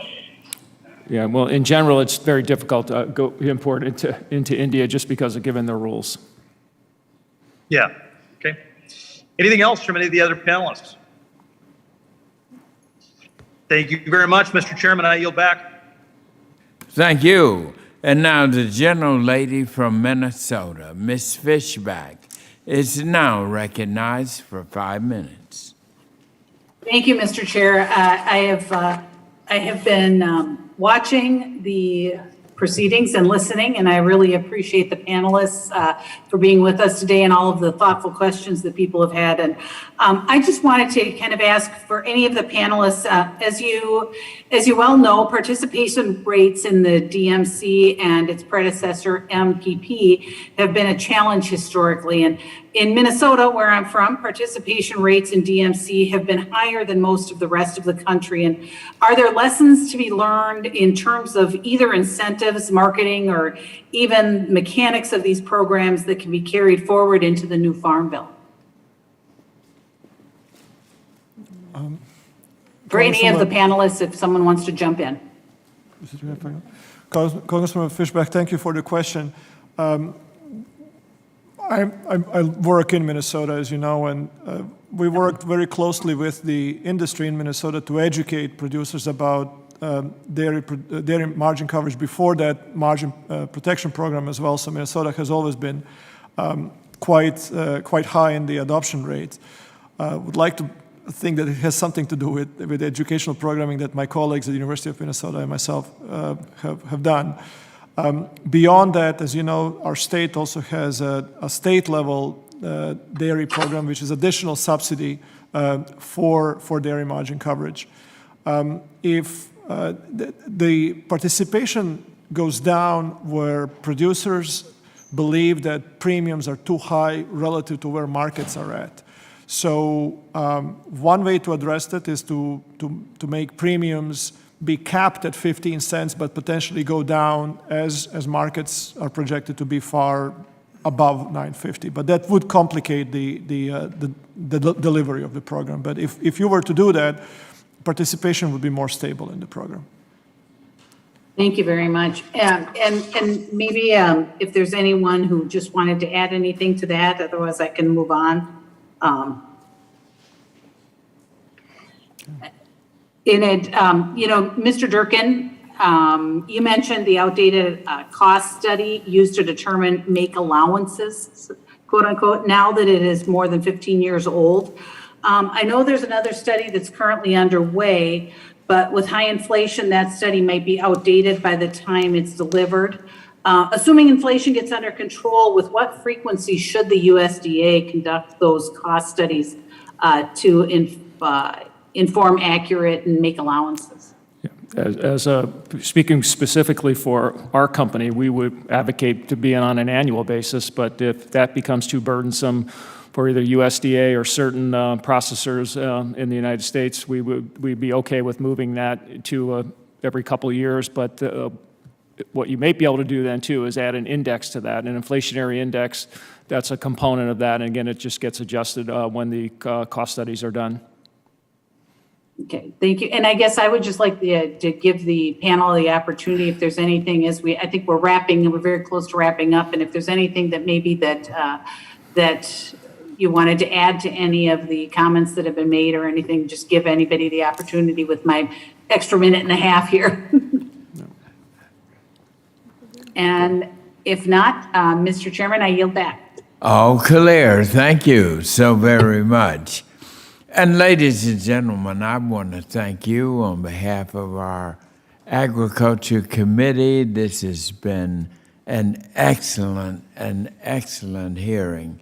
And you brought out some very, very important points. For example, it was clear that the improvements that led to the creation of our dairy margin coverage during the last Farm Bill have been beneficial. We're very delighted to hear that.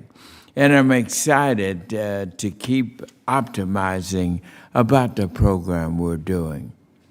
But there is one issue here that you all have brought even greater attention to, and that is the status of our small family farms within dairy, as they are within our beef area, of which both of you belong, our beef, our milk. You can't get more vital anchors of our food sources than these two. And so this is why, as I said earlier, I want to make it known we are determined to address this issue of helping preserve our small family farms. And so, and the testimony that you all gave to us will help us as we move forward to draft legislation to do precisely that. I'm committed to that. I was born on a farm, grew up on it, a family farm, passed through generations. But now we have younger generations of family farms who are making the decision not to enter, and because of serious issues. So I believe there's no greater issue we need to tackle than preserving the foundation of our agriculture system in this nation, and that is the family farm. And so I want to thank you for it. I want to thank Ms. Dana Cole, the two who were in here earlier, who was the Deputy Administrator of the Agriculture Marketing Service. Mr. Scott Marlowe was in, Deputy Administrator for the Farm Bureau. And now our second panelist, Ms. Lolly Lashar. She and her husband own and operate Wayhar Farms in southeastern Pennsylvania. Thank you. And Mr. Mike Durkin, President and Chief Executive Officer of Leprino Foods Company. Thank you. And Mr.